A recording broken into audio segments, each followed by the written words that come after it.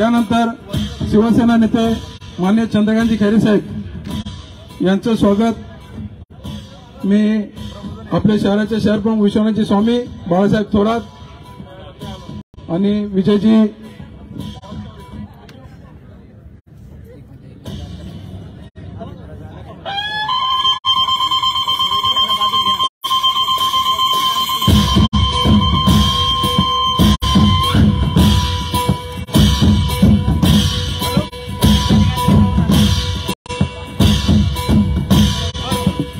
त्यानंतर अंबालाजी दानवे साहेब यांचं स्वागत विश्वनाथजी स्वामी आणि राजूजी वैद्य करतील.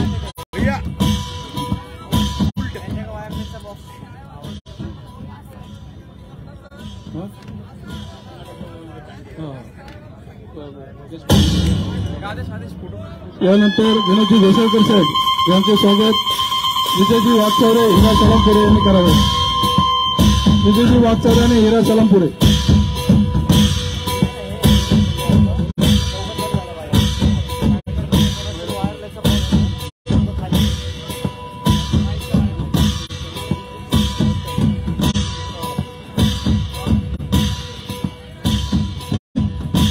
यानंतर मी मनीषाताई कायंदे यांचं स्वागत करण्यासाठी राजूजी वैद्य, सर्व गोपाल कुलकर्णी, शहर संघटक सर्व हे मनीषाताई कायंदे आपले सुषमाताई अंधारे यांचं स्वागत करतील. मनीषाताईंचं स्वागत करतील. ज्ञानेश्वर डांगे, राजू वैद्य, सुशील केळकर, गोपाल कुलकर्णी या विनंती करतो की त्यांनी म्हणून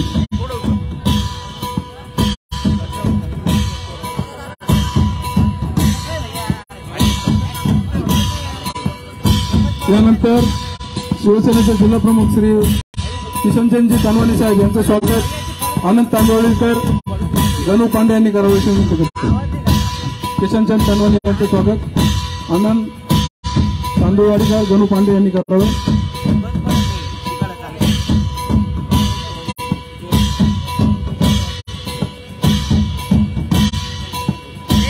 यानंतर युवा सेनेचे सर्व पदाधिकारी व्यासपीठावर सौ सुषमाताई अंधारे यांचं स्वागत करतो. विनोदजी घोसाळकर साहेब.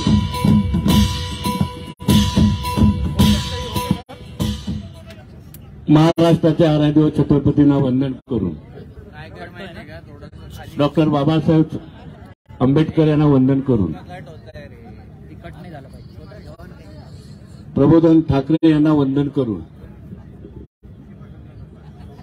शिवसेना प्रमुख हिंदू हृदय सम्राट बाळासाहेब ठाकरे यांना वंदन करून आजच्या या महाप्रबोधन यात्रेच्या निमित्तानं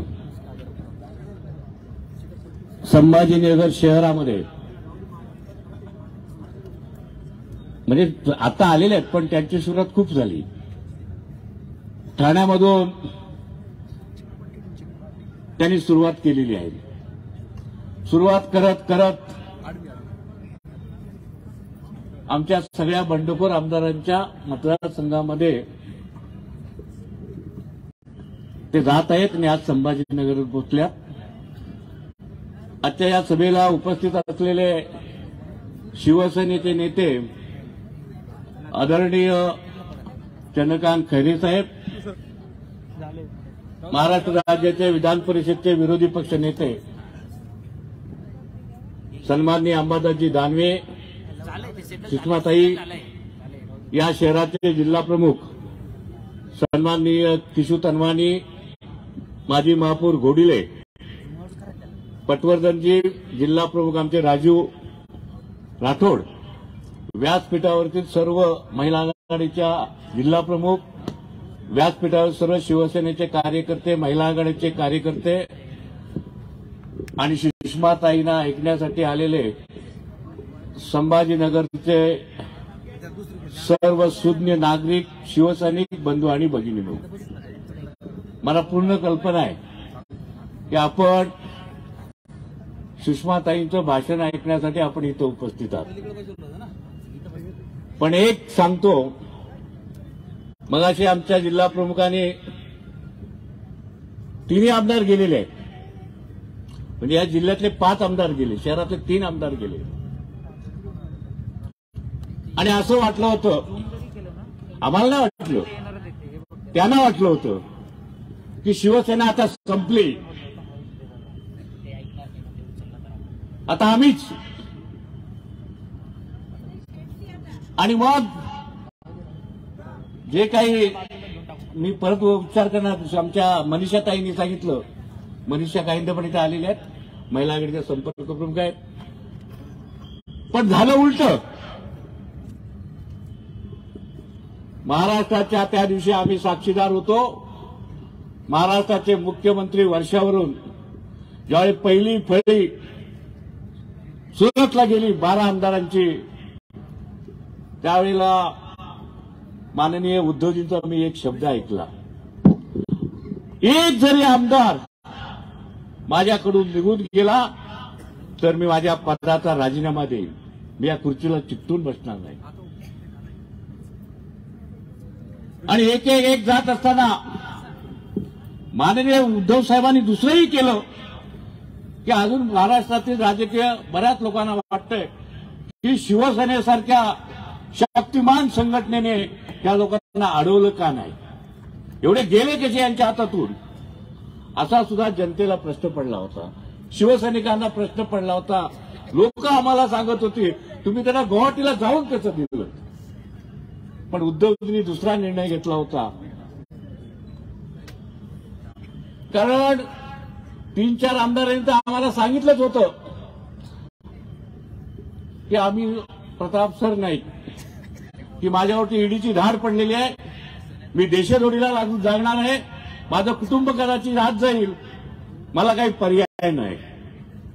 स्वतः माझ्याजवळ आमचे अर्जुनराव खोतकर माझ्याकडे सकाळी बोलले, मी जालन्याचा संपर्क असल्यामुळे कोसारकर साहेब मला जावं लागतंय, माझ्या विडीनी माझ्यावर धार घातलेली आणि मी अडकलेला आहे त्याच्यामध्ये.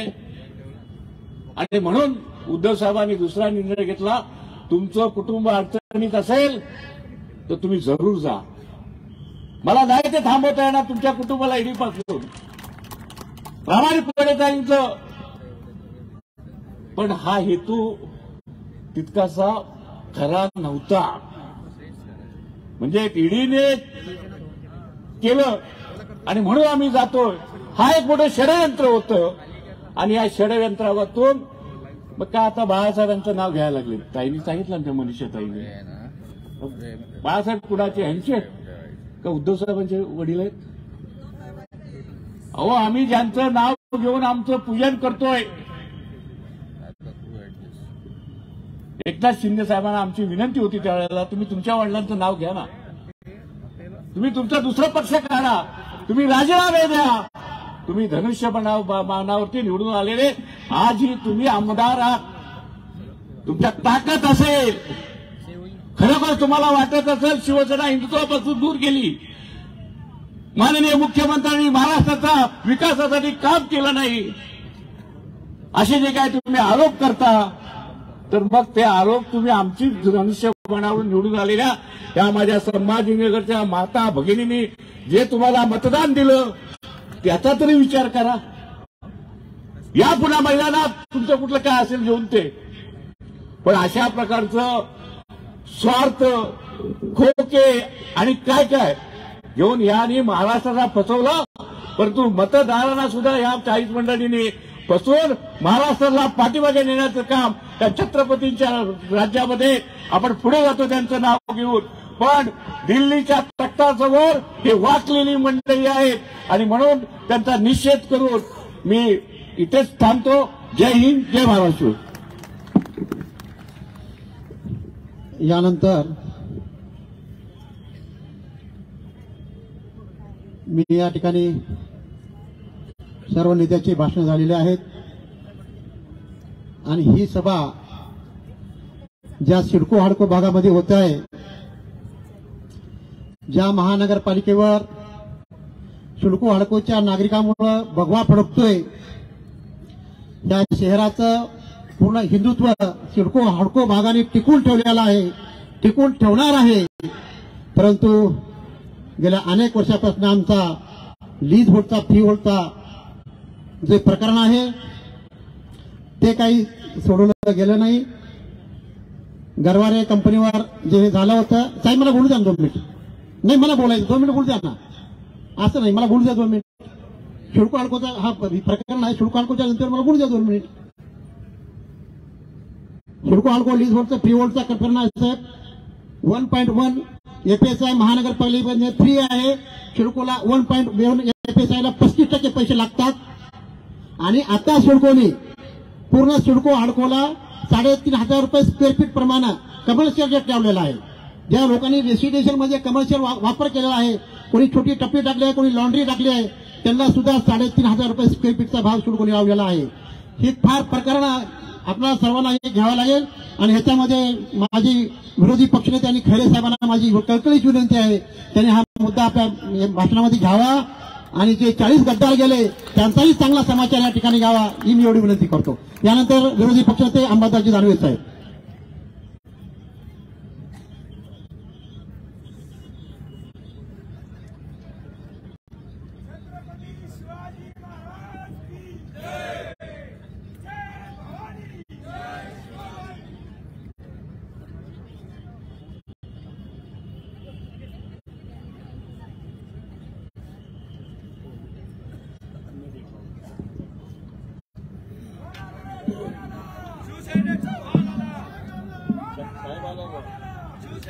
साहेब आल्यावर म्हणा, खैरे साहेब आल्यावर म्हणा.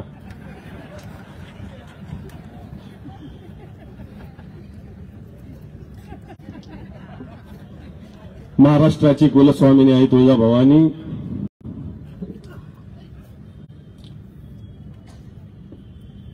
बहुजन प्रतिपालक सह्याद्रीचा जाणता राजा छत्रपती शिवराय,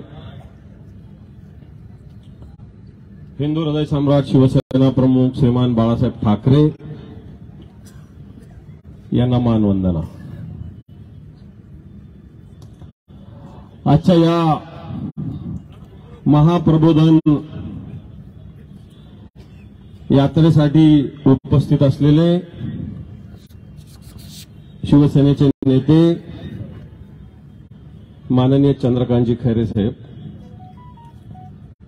इथं उपस्थित या सभेच्या प्रमुख वक्त्या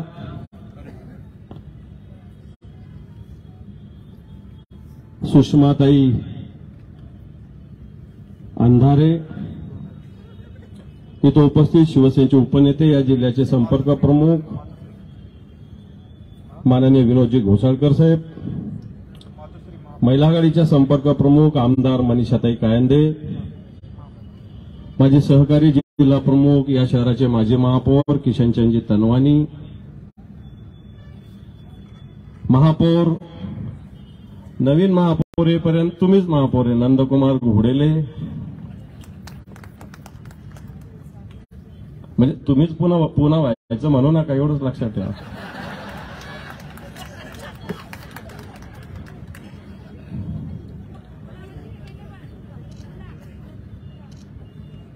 या महाराष्ट्राचे शिवसेनेचे चिटणीस अशोकजी पटवर्धन, माझे सहकारी दुसरे जिल्हा प्रमुख राजूजी राठोड, शहर प्रमुख सगळे बाळासाहेब थोरात, विश्वनाथजी स्वामी, विजयजी वागचौरे, महिला आघाडीच्या जिल्हा संघटिका प्रतिभाताई जगताप, सुनीताताई देव. नाव मी सगळ्यांचे घेईल, परंतु मला असं वाटतं समोर बसलेल्यांचे पण घेऊ शकतो आणि इथं बसलेल्यांचे तर 100% घेऊ शकतो. पण उपस्थित सर्व व्यासपीठावरील पदाधिकारी, अधिकारी, समोर बसलेले सर्व या भागातील ज्येष्ठ श्रेष्ठ नागरिक, माता भगिनी आणि बांधवांनो, आता विश्वनाथ स्वामी साहेब म्हणले, साहेब चांगला समाचार घ्या. समाचार घेण्यासाठीच ही महाप्रबोधन यात्रा आहे. सुषमाताई रोजच समाचार घेतात सगळ्यांचा. आणि म्हणून जे कोणी गद्दार झालेले आहेत, गेलेले आहेत, कारण बऱ्याच जणांना वाटलं की आपण गेलो म्हणजे संघटना गेली, शिवसेना गेली. पण शिवसेना काही अशी ऐऱ्या गैऱ्यांची नाही. ही शिवसेना प्रमुख माननीय बाळासाहेब ठाकरेंची, लक्षात ठेवा. उद्धवजी ठाकरे साहेब या शिवसेनेचं आज नेतृत्व करतात आणि उद्धवजी ठाकरे साहेब सुद्धा लेचे पेचे नाही. येणाऱ्या काळात या 40चे 140 केल्याशिवाय ती राहणार नाही. हा सुद्धा एक तुम्ही ऐकून घ्या आणि लिहून घ्या फक्त.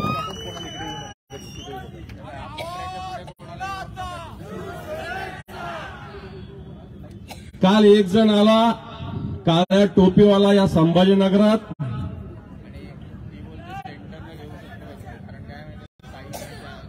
ओ शिवाजी महाराज, वो पुराने जमाने के आदर्श थे.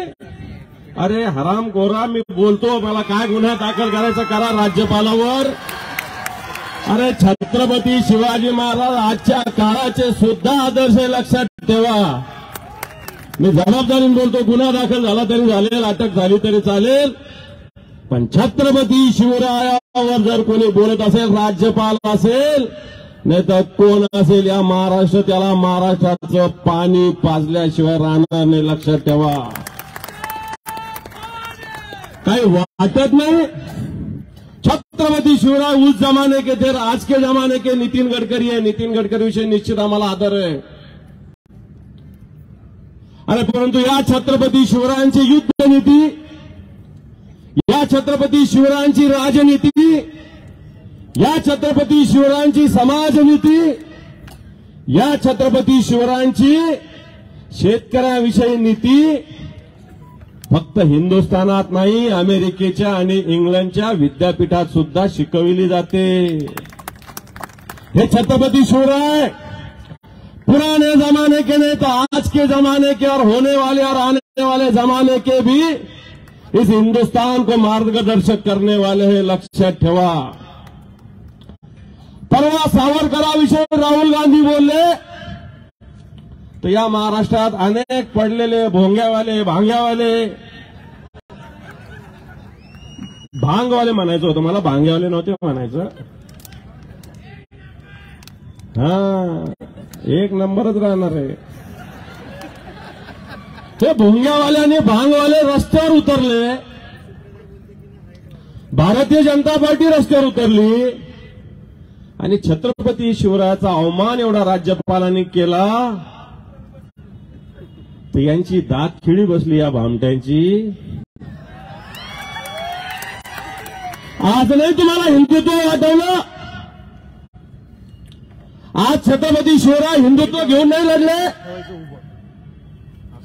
छत्रपती शिवरायाने हिंदू स्वराज्याची स्थापना नाही केली.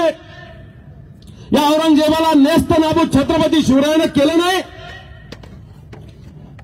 पण तुम्हाला हे मान्य नाही. उलट भारतीय जनता पार्टीचा एक प्रवक्ता त्रिवेदी नावाचा म्हणतो दिल्लीत बसून की छत्रपती शिवरायांनी 5 वेळेस माफी मागितली. अरे छत्रपती शिवरायाकडे भवानी तलवार होती. आज तू असताना ते छत्रपती शिवराय तुझी जीभ आपोआप एका मिनिटात कापून टाकली असती त्यांनी. एका मिनिटात. भारतीय जनता पार्टीचा प्रवक्ता छत्रपती शिवरायाने औरंगजेबाची माफी मागितली सांगतो. अरे छत्रपती शिवराय तर गनिमी काळानं लढणारा एक शिवराय एक रणनीतिकार होता, युद्धनीतिकार होता. छत्रपती शिवरायांनी एकदाच तह केला होता, 300 किल्ले दिले होते आणि 4 वर्षात सगळेच्या सगळे किल्ले फक्त 13 स्वतःकडे ठेवले होते. 4 वर्षात सगळे घेतले होते. आताही आपले हे 40 किल्ले गेले असतील, पण 2024च्या आधी 140च्या 140 आपण घेतल्याशिवाय राहणार नाही. आणि म्हणून बांधवांनो, मी राज्यपालाचा मुद्दा मांडत असताना आज या महाराष्ट्रातलं सरकार खऱ्या अर्थानं सर्वसामान्याचं आहे का? आपल्या इथले 5 आमदार गेले. आता घोसाळकर साहेबांनी उल्लेख केला. कोणी म्हणत होतं उद्धव साहेब भेटत नव्हते म्हणून गेले. कोणी म्हणतं आमच्या मतदारसंघात निधी नाही म्हणून गेले. कोणी म्हणतं हिंदुत्वासाठी गेले. नेमकं काय गेलं? कशासाठी गेले? किती खोके? किती खोके? किती खोके? याच्यामुळे गेले ते.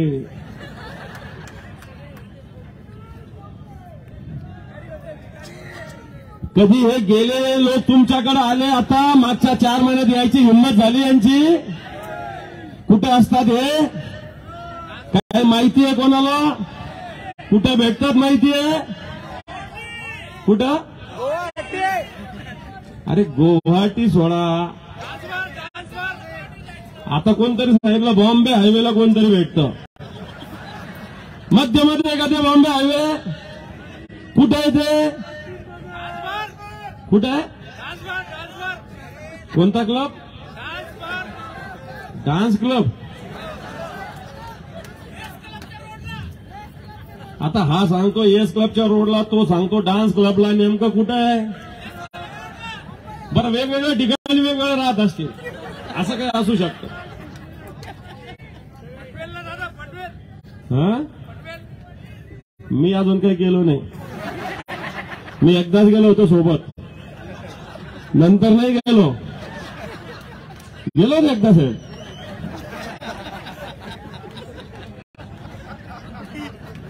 त्याला काय किशू सेट पण होते.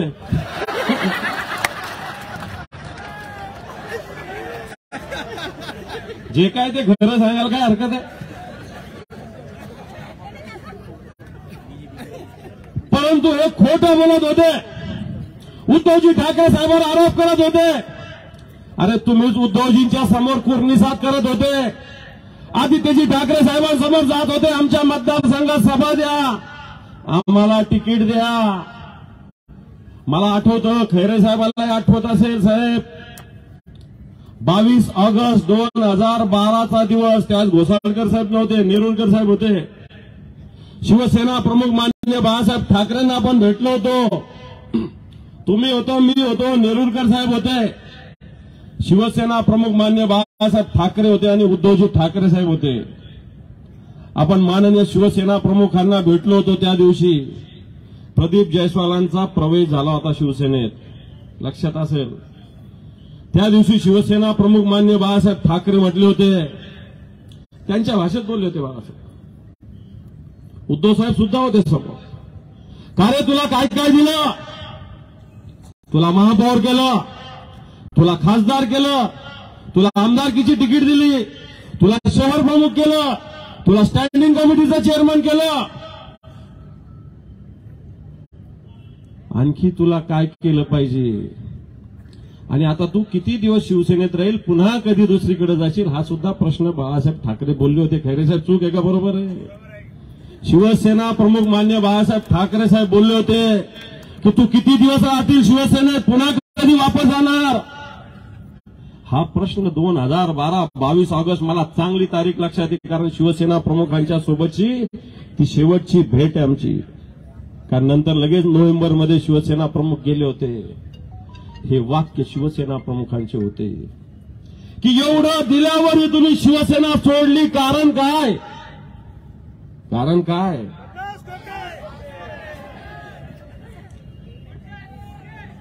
पन्नास खोकेच येऊ लागले पुन्हा. आणि ते तिकडचं का गेलं, पलीकडचं?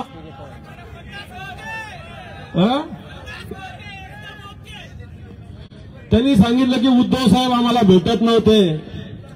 4 वेळेस उद्धव साहेबांबरोबर मी स्वतः होतो. उद्धव साहेबांच्या बरोबर वर्षा निवासस्थानी बैठकीला होतो.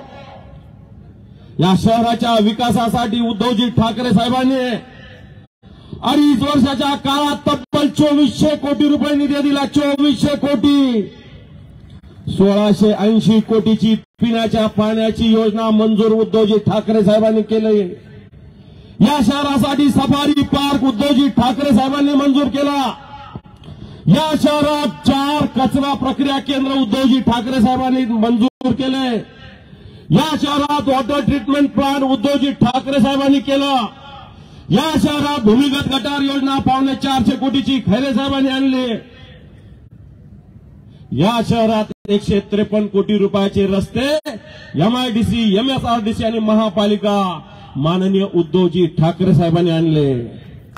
या शहराचा विकास शिवसेनेने साधलेला आहे.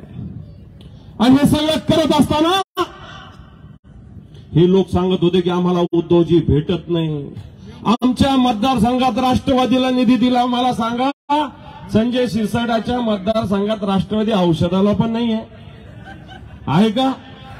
पश्चिमचे लोक असतील इथं, पश्चिम आहे राष्ट्रवादी तुमच्याकडं, आणि तो सांगतो तिकडं की माझ्या मतदारसंघात राष्ट्रवादीला निधी दिला. अरे काय खोटं बोलतोय यार तू इथं पण.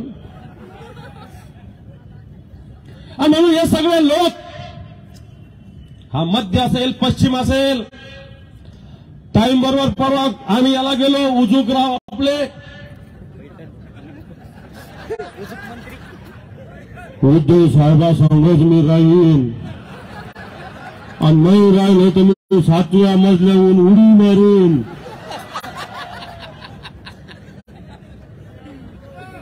मी म्हणलो होतो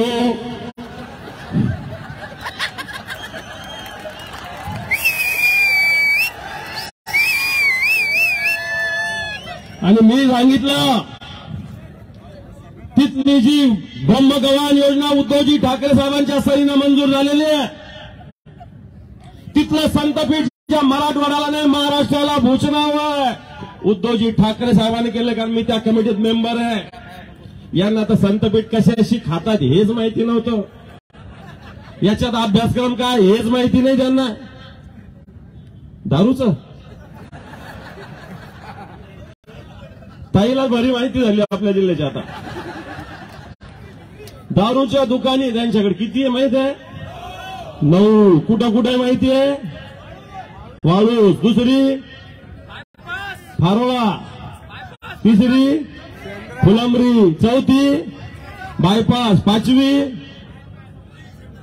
आता मी एक आंदोलनाची घोषणा केली, आपण सगळे शिवसैनिक इथं दारू मिळेल सौजन्य पालक मंत्री असं नाव देऊ आपण तिथं जाऊन.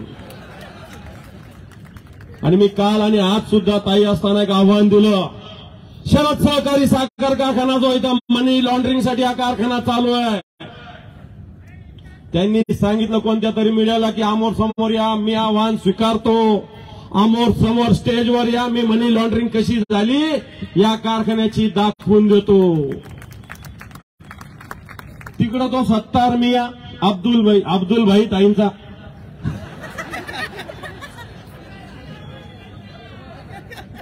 सीईटी मध्ये त्याच्या संस्थेचे 16 लोक स्वतःच्या मुली सीईटी घोटाळा पास झाल्यात. सीईटी ने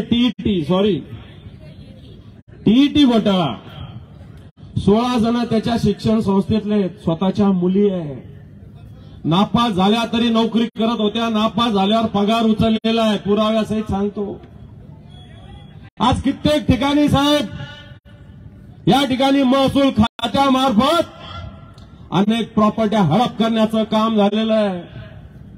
शिवसेनेत होते, परंतु येणाऱ्या काळात तुम्हाला शिवसेना नीट जगू देणार नाही, हे तुम्हाला सांगतो, बिलकुल जगू देणार नाही. कारण ही शिवसेनेची ताकद, आम्ही सगळ्या मतदारसंघात गेलो. मी आता गंगापूर वैजापूरला होतो म्हणून वेळ झाला मला यायला. या सगळ्या मतदारसंघात गेलो. मला सांगा, या मध्यमध्ये आणि पश्चिम मध्ये कोणता तरी पदाधिकारी गेला का एखादा शिवसेना सोडून? गेला एखादा? अरे तुमची अवकातच नाहीये, तुमची अवकातच नाहीये. कोणता लंगडा? कोणता लंगडा? शिवाजीनगरचा.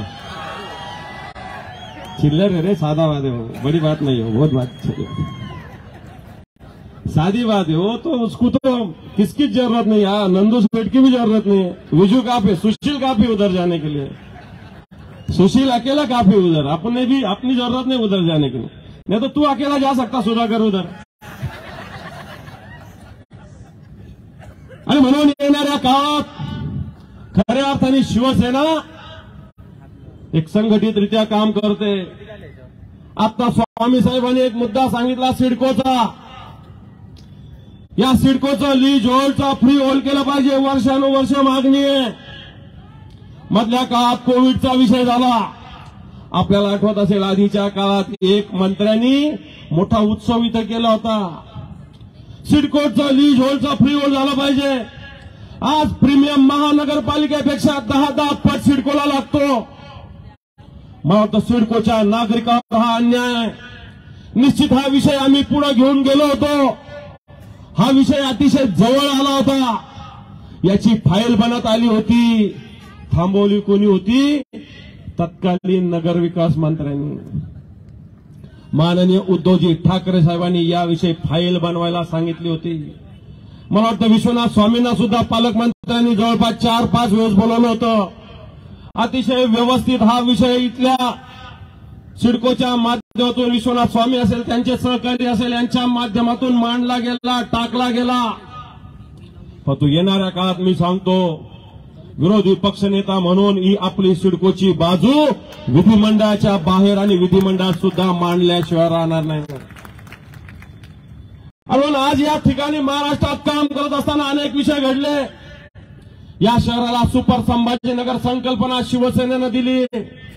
या शहराचं नाव 9 मे 1988 रोजी शिवसेना प्रमुख मान्य बाळासाहेब ठाकरे यांनी संभाजीनगर केलं.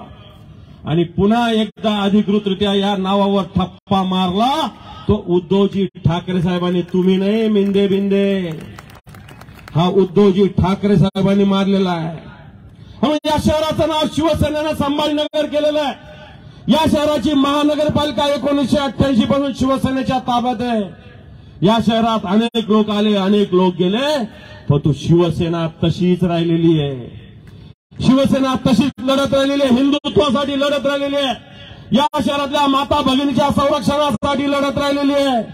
ही शिवसेना आगामी काळात सुद्धा त्याच पद्धतीनं काम करत असताना आपण काय करता? आज या महाराष्ट्रामध्ये युवक परेशान आहे. वेदांता फॉक्सकॉन सारखा प्रकल्प जो येणारा तळेगावला तो गुजरातमध्ये गेलेला आहे. बल्क ड्रग्जचा प्रकल्प कोकणात येणारा गुजरातला गेलेला आहे. मेडिकल डिव्हाइस आपल्या संभाजीनगरात येणारा प्रकल्प गुजरातला गेलेला आहे. टाटा एअरबसचा येणारा प्रकल्प नागपूरला येणारा गुजरातला गेलेला आहे. जवळपास 2.25 लाख युवकांना रोजगार या माध्यमातून मिळाला असता, परंतु हे मिंदे आणि फडणवीस हा रोजगार देऊ शकत नाही. हे उद्योग गुजरातच्या निवडणुकीमुळे आज गुजरातमध्ये गेलेले. म्हणून या महाराष्ट्रात 4 महिने झाले हे सरकार येऊन 1100 शेतकऱ्याच्या आत्महत्या मराठवाड्याने विदर्भात झालेल्या आहे. परंतु सरकारला मुंबई ते गुजरात अहमदाबादची बुलेट ट्रेन दिसती, शेतकऱ्याच्या डोळ्यातले अश्रू दिसत नाही. या सर्वसामान्य माणसाच्या डोळ्यातले अश्रू दिसत नाही. आणि म्हणून बांधवांनो, सुषमाताईंच्या माध्यमातून ही महाप्रबोधन यात्रा शिवसेनेच्या माध्यमातून काढलेली आहे. ही यात्रा गावोगाव जाते. या यात्रेचा धडका घेतलेला आहे लोकांनी. काही ठिकाणी परवानगी देत नाही. इथं सुद्धा आम्ही रस्त्यावर मागितली होती, पोलीस म्हणे इथं नाही. आता कोण पी आहे? मला वाटतं संभाजीराव पवार आहे. संभाजी नावासारखे राहा. आपण संभाजी महाराजाचं नाव घेतलेलं आहे. जरा मर्दासारखे राहा. यांच्यासारखं समोर कशाला शेपूट घालायचं आपण? आमचं तुमचं चांगलं आहे. सरकार आमचं पण होतं, आता दुसऱ्या चाललंय. उद्या पुन्हा आम्हीच बसू या खुर्चीवर. त्यामुळे सभा आम्ही तुमच्या पोलीस स्टेशनमध्ये सुद्धा घेऊ शकू. लक्षात ठेवा, वेळ सगळ्यांची येत असते. वेळ आज नसेल आमची, उद्या आमची वेळ येणार आहे. लक्षात ठेवा. त्यामुळे पोलिसांनाही सांगतो, तुमचं आमचं चांगलं आहे, चांगलंच राहू द्या. वाईट घेऊ नका. या सरकारच्या नादी लागून हे लोक येणार नाहीये निवडून. आम्हीच पुन्हा निवडून येणार आहे. लक्षात ठेवा, हे लोक येणार नाहीये. आणि म्हणून येणाऱ्या काळात शिवसेना या महाराष्ट्रात काम करत असताना हे सरकार खोट्या घोषणा करतंय. दिवाळीला आनंदाचा शिधा देऊ म्हटलं. किती जणांना आनंदाचा शिधा मिळाला? इथं राशनच्या दुकानवाला राजू, तुझं दुकान आहे का? अनिल पोलकरचं होतं इथं दुकान आहे का? अनिल पोलकर, आनंदाचा शिधा किती लोकांना मिळाला? आनंदाचा शिधा 512 कोटी रुपयाचं टेंडर. ताई घ्या जरा, तुम्हाला विषय देतो मी. 512 कोटी रुपयाचं टेंडर शनिवारी काढलं, सोमवारी फायनल. शनिवारी काढलं दुपारी 3 वाजता, सोमवारी दुपारी 3 वाजता फायनल. रविवार मध्ये असताना टेंडर काढलं 512 कोटी. 1,70,00,000 लोकांना आनंदाचा शिधा द्यायचा होता. आज जर साखर पाहायला गेली राशनची तर 20 रुपये, रवा 40 रुपये, डाळ चना डाळ 60-70 रुपये, पाम तेल 70-80-90 रुपये, सगळ्याचं गणित लागलं तर 210 रुपये होतात. यांनी 302 रुपये गुत्तेदाराकडून घेतले, पण तो अजून सगळ्या लोकांना आनंदाचा शिधा पोहोचू शकलेला नाही. आपल्या इथं तर तो राहिला, तिकडून आला मोदीजीचा फोटो लावून, एकनाथ शिंदे साहेबाचा फोटो लावून आणि फडणवीसचा फोटो लावून. आपल्या इथं 8 दिवस लेट झालं, कारण भुमरे साहेबाचा फोटो चिटकायचा बाकी होता त्याला.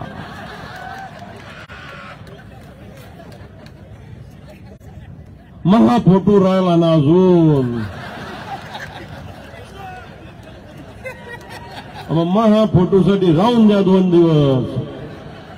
मग आम्ही बोललो, मग ते राहिलं, जेवढ्या जणाला मिळालं, पण या सरकारने आनंदाच्या शिधामध्ये जनतेला फसवलेला आहे. हे सरकार फसवणार आहे. लोक फडणवीसांना फसवणीच मानतात. हे सरकार फडवणार आहे. हे सरकार काम करू शकत नाही. हे सरकार सर्वसामान्याचं नाही आहे. हे सरकार शेतकऱ्याचं नाही आहे. माता बहिणीवर अत्याचार करणार यातही गेल्या होत्या भंडारामध्ये आणि गोंदियामध्ये. सरकार आल्यानंतर अन्य अत्याचाराच्या प्रमाणात वाढ झालेली. बेरोजगारी हे सरकार देऊ शकत नाही. 30 जणांना रोजगाराचं पत्र दिलं काही दिवसापूर्वी, 30 कोटी जाहिरातीवर खर्च केला आणि हे 30 जणांना रोजगार दिला. ताई आपणच त्यावेळेस परीक्षा घेतल्या, आपणच त्यावेळेस इंटरव्ह्यू घेतले आणि यांनी नुसतं अपॉइंटमेंट लेटर दिलं. आणि सरकार बेरोजगाराला फसवणारं सरकार आहे. हे सरकार माता भगिनीवर अन्यायाचा अत्याचार करणारं सरकार आहे. हे सरकार गद्दारांचं सरकार आहे. या 40 लोकांच्या कपाळावरचा गद्दाराचा शिक्का कधीच मिटू शकणार नाही. हे संभाजीनगर आहे. रजाकाराविरुद्ध लढलेलं आहे, निजामाविरुद्ध लढलेलं आहे. या शहरात तिरंगा फडकवायला बंदी होती, त्यावेळेस इथल्या तरुणांनी लंगोटीला तिरंगा लावून या शहरात 48 ठिकाणी तिरंगा फडकवला होता रजाकाराविरुद्ध. क्रांती करणारे संभाजीनगर आहे. या शहराने रजाकाराला पळवून लावलेलं आहे. आणि म्हणून येणाऱ्या काळात सुद्धा क्रांती तुम्ही आम्ही मिळून करू. या 40 गद्दारांना घरी पाठवू, या मुंडे सरकारला घरी पाठवू. त्यात संभाजीनगरचे 5 गेले असतील, पण येणाऱ्या काळात या जिल्ह्यातले 9च्या 9 निवडून आणण्याचा संकल्प आपण करू. एवढंच बोलतो आणि थांबतो. जय हिंद, जय महाराष्ट्र. यानंतर शिवसेना नेते माननीय चंद्रकांतजी खैरे साहेब हे आपलं मनोगत व्यक्त करतील.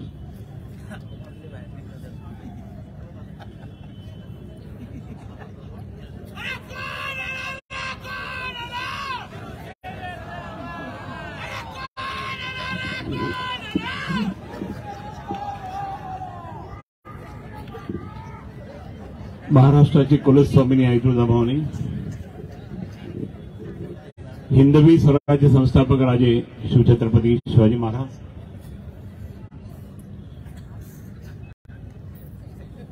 तुम्हा आम्हा सर्वांचे हिंदू हृदय सम्राट व माझे आद्य दैवत शिवसेना प्रमुख मान्य बाळासाहेब ठाकरे यांना मानवंदन व भावपूर्ण आदरांजली वाहून आपल्या सर्वांच्या मासाहेब कैलासवासी सभापती मीनाताई ठाकरे यांना सुद्धा आदरांजली वाहून शेतकऱ्यांचे कैवारी मराठी माणसाचे मानबिंदू प्रखर हिंदुत्ववादी ज्यांनी आपल्या सर्वांना कल्पना असेलच की 2.5 वर्षामध्ये महाराष्ट्र सुजलाम सुफलाम करण्याचा जो अथक प्रयत्न करणार आहे, नव्हे तर तुम्हा आम्हा सर्वांना त्या ठिकाणी कोविडमधून वाचवणार आहे. आपल्या सर्वांचे त्या ठिकाणी शिवसेना पक्षप्रमुख माननीय उद्धवजी ठाकरे यांना मानाचा मुजरा करून ज्यांच्या शेतकऱ्यांच्या बांधावर जाऊन शेतकऱ्यांचे पूर्ण काय अवस्था आहे हे पाहून त्यांनी कशी मदत मिळते का नाही मिळते, उद्धव साहेबांच्या सरकारने किती पैसे दिले आणि आताच्या सरकारने काय दिले हे संपूर्णपणे शेतकऱ्यांच्या हालावर विचारणार आहे. शिवसेनेचे नेते आणि युवा सेनेचे सन्माननीय अध्यक्ष जबरदस्तपणे त्या ठिकाणी सगळीकडे संवाद यात्रेमध्ये हजारो कार्यकर्ते, मतदार, युवा त्या ठिकाणी सामील होऊन ऐकणार त्यांचं भाषण. ते आपले शिवसेनेचे नेते सन्माननीय आदित्य ठाकरे साहेबांना मानाचा मुद्रा करून आज या ठिकाणी प्रबोधनकार ठाकरे यांना अभिवादन करून मी सांगेन की त्यांचे विचार काय होते, काय नव्हते, काय केलं पाहिजे. नव्हे तर शिवसेनेचा उगम आणि शिवसेनेचं नाव सुद्धा त्यांनीच दिलं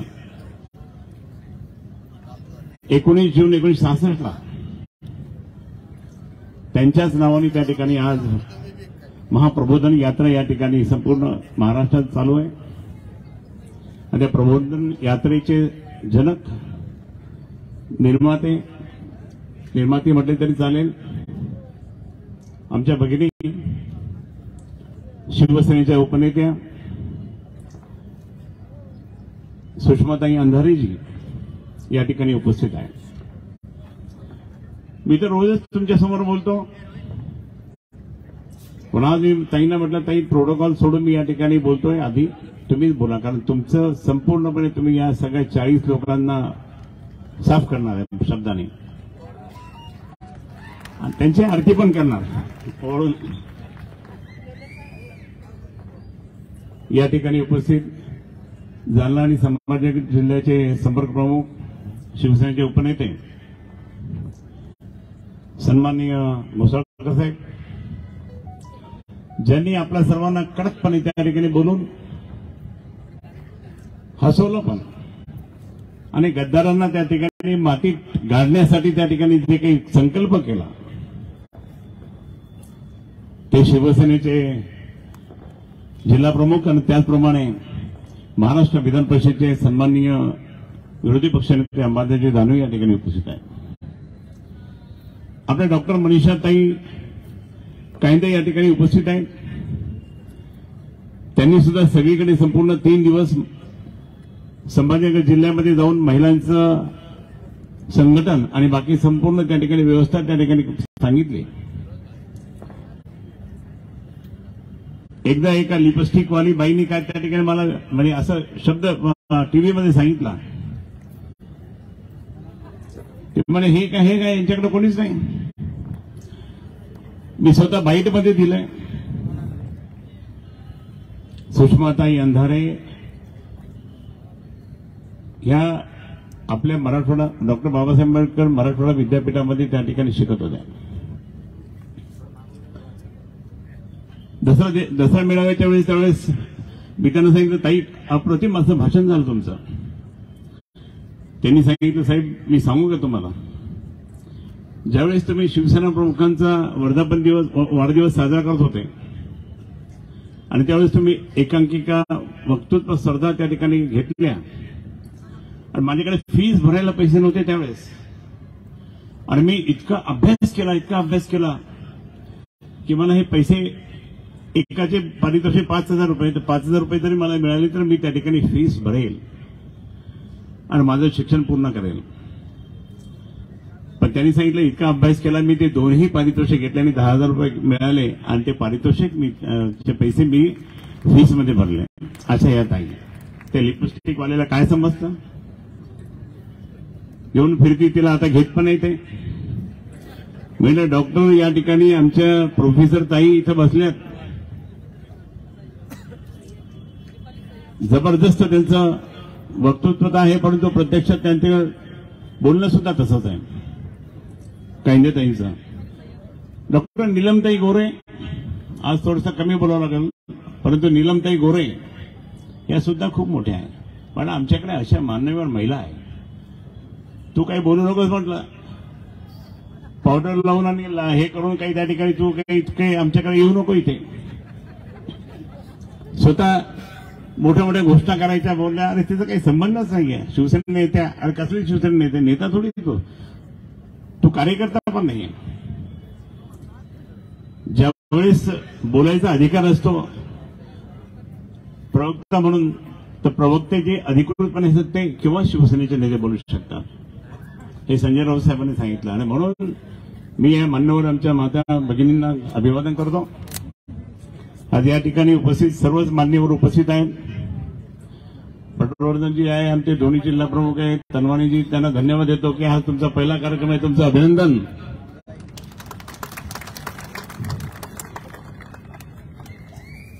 दोन वेळेस त्या ठिकाणी यशस्वीपणे काम करणारे आमचे दुसरे जिल्हा प्रमुख राजू राठोडजी. काय पैठणला सभा झाली आणि कालची सभा तर त्या हिरव्या सापाला पूर्णपणे गाळून टाकण्यात आणि त्याला जेलमध्ये पाठवण्याची घोषणाच मी करून टाकली. जबरदस्त मॉब सिल्लोडला. दबाव कसा होता माहिती आहे ना, पैठणलाही दबाव. आणि ज्यावेळेस आदित्य साहेब त्या ठिकाणी येणार म्हटलं तर मी आणि अंबादास आम्ही त्यावेळी दोन्ही त्या ठिकाणी आम्ही सगळीकडे आदल्या दिवशी जाऊन आलो. शेतकरी म्हणे साहेब आम्हाला फोन यायला की दबाव यायला लागला. म्हटलं घाबरायचं ना, आम्ही तुमच्या बरोबर आहे. तरी एक शेतकरी घाबरला, आलाच नाही तो. मग आम्ही सांगितलं अरे तू घाबरतो कशाला,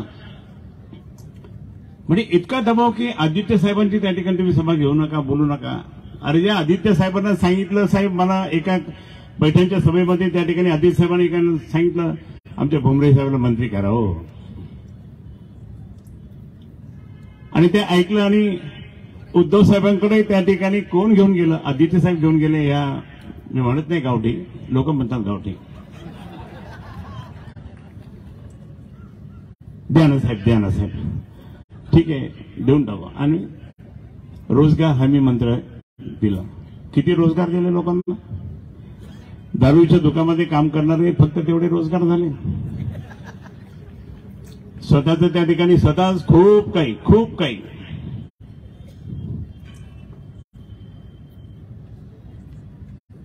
भाऊ त्या ठिकाणी मार्केट कमिटी चेअरमन, भावाची बायको सदस्य, भावाचा मुलगा 22 वर्षाचा तो पाचोचा सरपंच. हेच नाही तर मुलगा तर त्या ठिकाणी पूर्ण इन्चार्ज जिल्हा परिषदचा, सभापती म्हणून त्या ठिकाणी काय काय कुठाने केलं माहिती आहे. म्हटलं हो भुमरे साहेब तुम्ही जर रोजगाराचं जरा आपल्या या माझ्या मतदारसंघामध्ये सगळं करा तुम्ही, माझ्या लोकसभा मतदारसंघात. काय करू, काहीच नाही त्याच्यात, काहीच नाही खात्यात माझ्या, काहीच नाही. म्हटलं चला. मग मी असंच साहेबांना मी सगळं बसलो असताना साहेबांना सांगितलं यांच्याकडे काहीच खातं नाही साहेब, काहीतरी दिलं पाहिजे. म्हणजे पाणंद रस्त्याचं काम दिलं. आणि पाणंद रस्त्याचं काम दिल्यानंतर तुम्हाला सांगतो या माणसाने 30% घेतले. 30%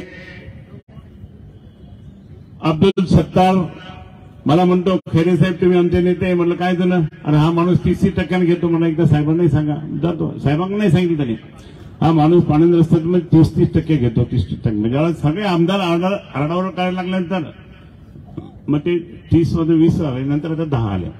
आणि 10 कोण घेतं, इलास बापू. आणि त्यांनी ते घेतले की मग काम होतं. आम्ही काही लोकांना पाठवले, बीडच्या लोकांना. अरे मला याचं बीडचं काम करून मला चक्र मारणार. मग तो हळूच म्हणतो साहेब त्याला काही द्यावं लागलं, देऊन तपा. तोच भुमरे मला म्हणतो की म्हणजे आम्हाला दोघं नाही म्हटलं, आम्हाला मला या खैरे आणि दानवेंनी पूर्णपणे नासाडी केली या जिल्ह्याची. अरे आम्ही नासाडी केली का तू. अहो ज्यावेळेस काहीच नसताना त्या ठिकाणी सावी साहेबांना तिकीट मिळणार होतं असं कळल्यानंतर सगळेचे सगळे कार्यकर्ते माझ्याकडे आले, दैनिक सामनावर गेले. साहेबांनी मला म्हणून कार्य काय आहे, असं काय असतं का, पक्षाच्या विरोधात तू हे करतोय. नाही मी नाही, ते म्हणतात सगळे आले तिथे, काय करायचं सांग, हे उद्या गेलो तर म्हणे मी घाबरलो. मला आता काय बोलतो साहेब, काय करायचं म्हणजे त्यांच्या अगेन्स्टमध्ये खूप वातावरण आहे, हा ग्रामीण भागातला आहे, याला द्या तुम्ही. ठीक आहे बोलो. दुसऱ्या दिवशी बोलवलं माझ्या समोर, मी खूप घेऊन गेलो त्याला बरोबर. बऱ्याच ठिकाणी अधिकारी सांगायचं माझे आमदार आहेत त्यांचं लक्ष द्या, यांच्याकडे लक्ष दिलं. आणि किती कामं केली मी पैठण तालुक्यातले, इतके कामं केले असे आता काही मी वाचून दाखवत नाही, आणि ताईंनाही भाषण करायचं. पण इतकं असताना त्या ठिकाणी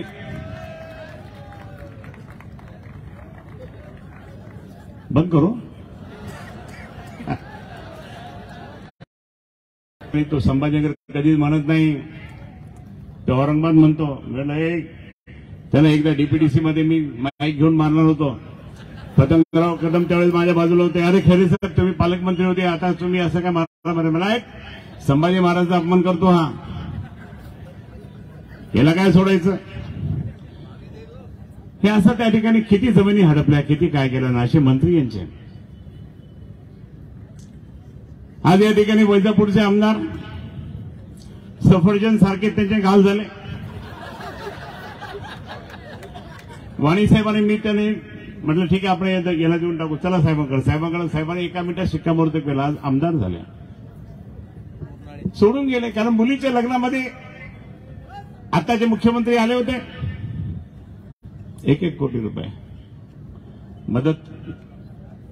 आणि हे सगळं करताना मला या ठिकाणी सांगायचं, तुम्हाला इतके खोके मिळाले तरी तुम्ही त्या ठिकाणी अजूनही कार्यकर्त्यांकडे पैसे मागता. 50 खोके, 50 खोके. ओके, आता हे आपण बोलता. आणि मला काही नाही, मी बिनधास्त माणूस आहे. माझं काय, मी शिवसैनिक बाळासाहेब जेलमध्ये जाऊन आलो पहिला मीच गेलो. सांगायचा मुद्दा असा की कालच ताईंनी त्या ठिकाणी दाखवली, एक मोठी कॉपी दाखवली ताईंनी, फ्लॅक्स दाखवली. आणि त्या फ्लॅक्स मध्ये त्या ठिकाणी त्याच्या सख्या चुलत बहीण भाऊजाईला मारलं, रस्त्यामध्ये मारलं, केस ओढले.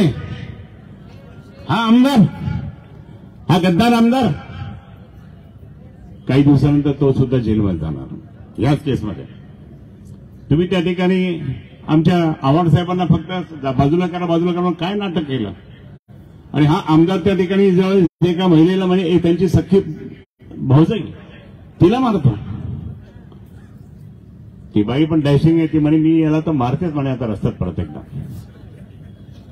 सांगायचा मुद्दा की असे लोक.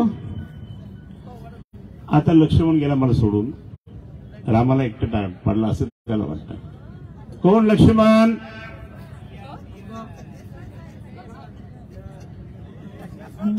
नाही कळलं. कोण इथला आमदार? आणि तो आमदार त्या ठिकाणी काय नाही दिलं, अंबादासनी सगळं सांगितलं. मग इतकं दिल्यानंतर कशाला? मग एका कार्यकर्त्याने कितने खोके आए भाई तेरे को, उधर 50 आगे तेरे को कितने मुझे मिले कि नहीं मिले? नहीं उन्होंने साहब वो क्या उनके होटल का कब चालू था ना, बहुत खर्चा हो गया, ले लिए. काय नाही दिलं तुम्हाला? दोन्ही इलेक्शन लोकसभेच्या मी पूर्णपणे खर्च केला, सगळं काही त्या ठिकाणी खूप वेळेस. इतकं असताना सुद्धा तुम्ही गेलात, तुम्हाला काय कमी केलं काही? एक 5वे आमदार तिकडे किती गेले? 5वे आमदाराकडे किती गेले? किती? 70. आणि त्या 70 मधून घरून किती चोरी झाली?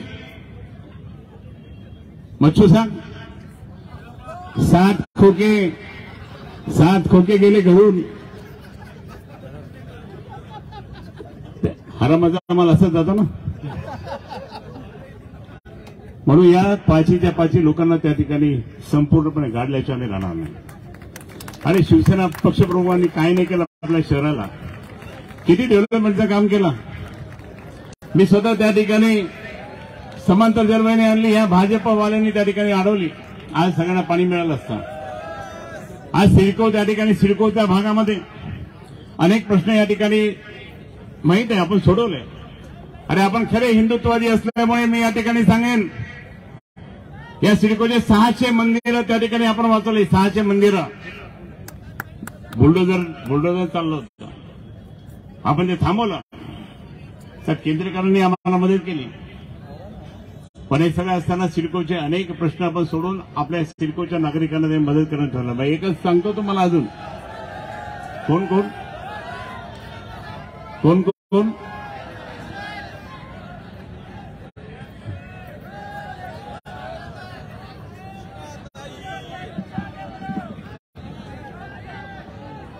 मी त्या गद्दाराच्या वेळेस बोलू नको का?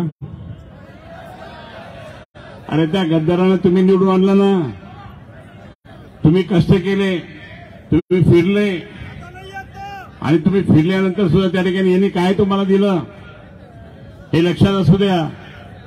आणि म्हणून मी या ठिकाणी तुम्हाला सर्वांना सांगतो, शिवसेना प्रमुखांना ज्यांनी सोडलं, शिवसेना पक्षप्रमुखांना ज्यांनी सोडलं, शिवसेना ज्यांनी सोडलं त्यांना आपल्याला सोडायचं, सोडून द्यायचं, त्यांना सोडून द्यायचं, हाकलून द्यायचं. आणि म्हणून मी या ठिकाणी तुम्हाला सर्वांना सांगतो की आम्ही सर्व त्या ठिकाणी डेव्हलपमेंटच्या कामासाठी तुमच्याबरोबर आहोत. हिंदुत्वाला आम्ही कधी सोडणार नाही.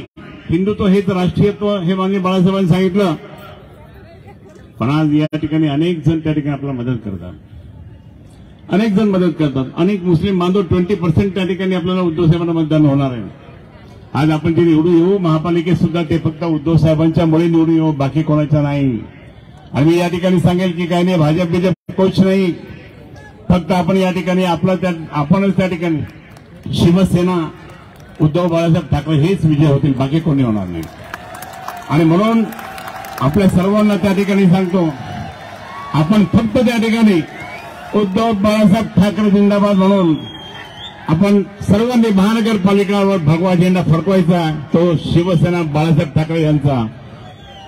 कबूल आहे का नाही? तुम्हा सर्वांना शुभेच्छा. जय हिंद, जय महाराष्ट्र. आणि आदरणीय ताई त्या ठिकाणी बोलतील. यानंतर ज्यांची भाषणाची आपण आतुरतेने वाट पाहत आहात बऱ्याच वेळेपासून, अशा शिवसेनेच्या उपनेत्या सुषमाताई अंधारे त्या 40 गद्दाराचा समाचार या ठिकाणी घेतील. फटाकेवाल्याला विनंती आहे, फटाके चालू कर, फटाके लाव, फटाके चालू कर. सुषमाताई अंधारे या ठिकाणी आपलं मनोगत व्यक्त करतील.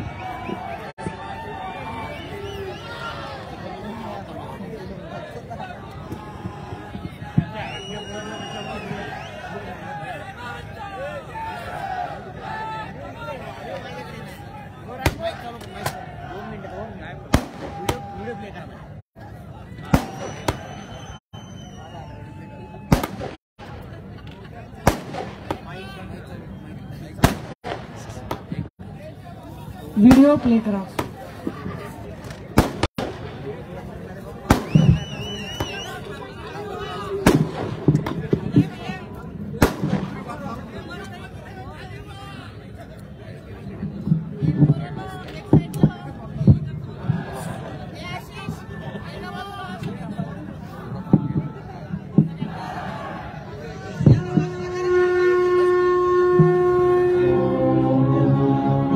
क्षेत्रावर अर्जुनाच्या पुढं सारथी होऊन जसा उद्धव उभा होता, तसा महामारीच्या काळात या महाराष्ट्राच्या मागे उद्धवा तू अचल उभा होतास.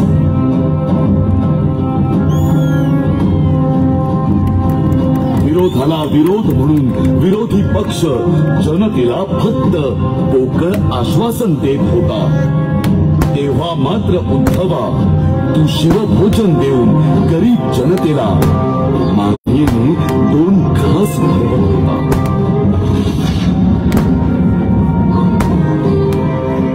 महामारीच्या काळात ज्यांना देश सांभाळायचा होता ते थाळ्या वाजवत राहिले. रविवार को शाम को 5 बजे 5 मिनट तक थाली बजा करके, थाली बजा करके, घंटी बजा करके हम उनके प्रति अपनी कृतज्ञता व्यक्त करें.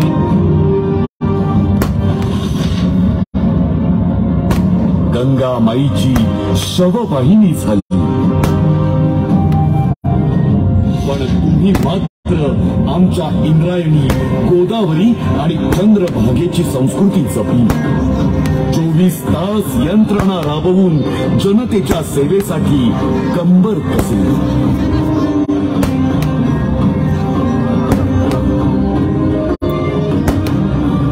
कोविडच्या काळात सामान्य माणूस श्वासाश्वासाला मुकला.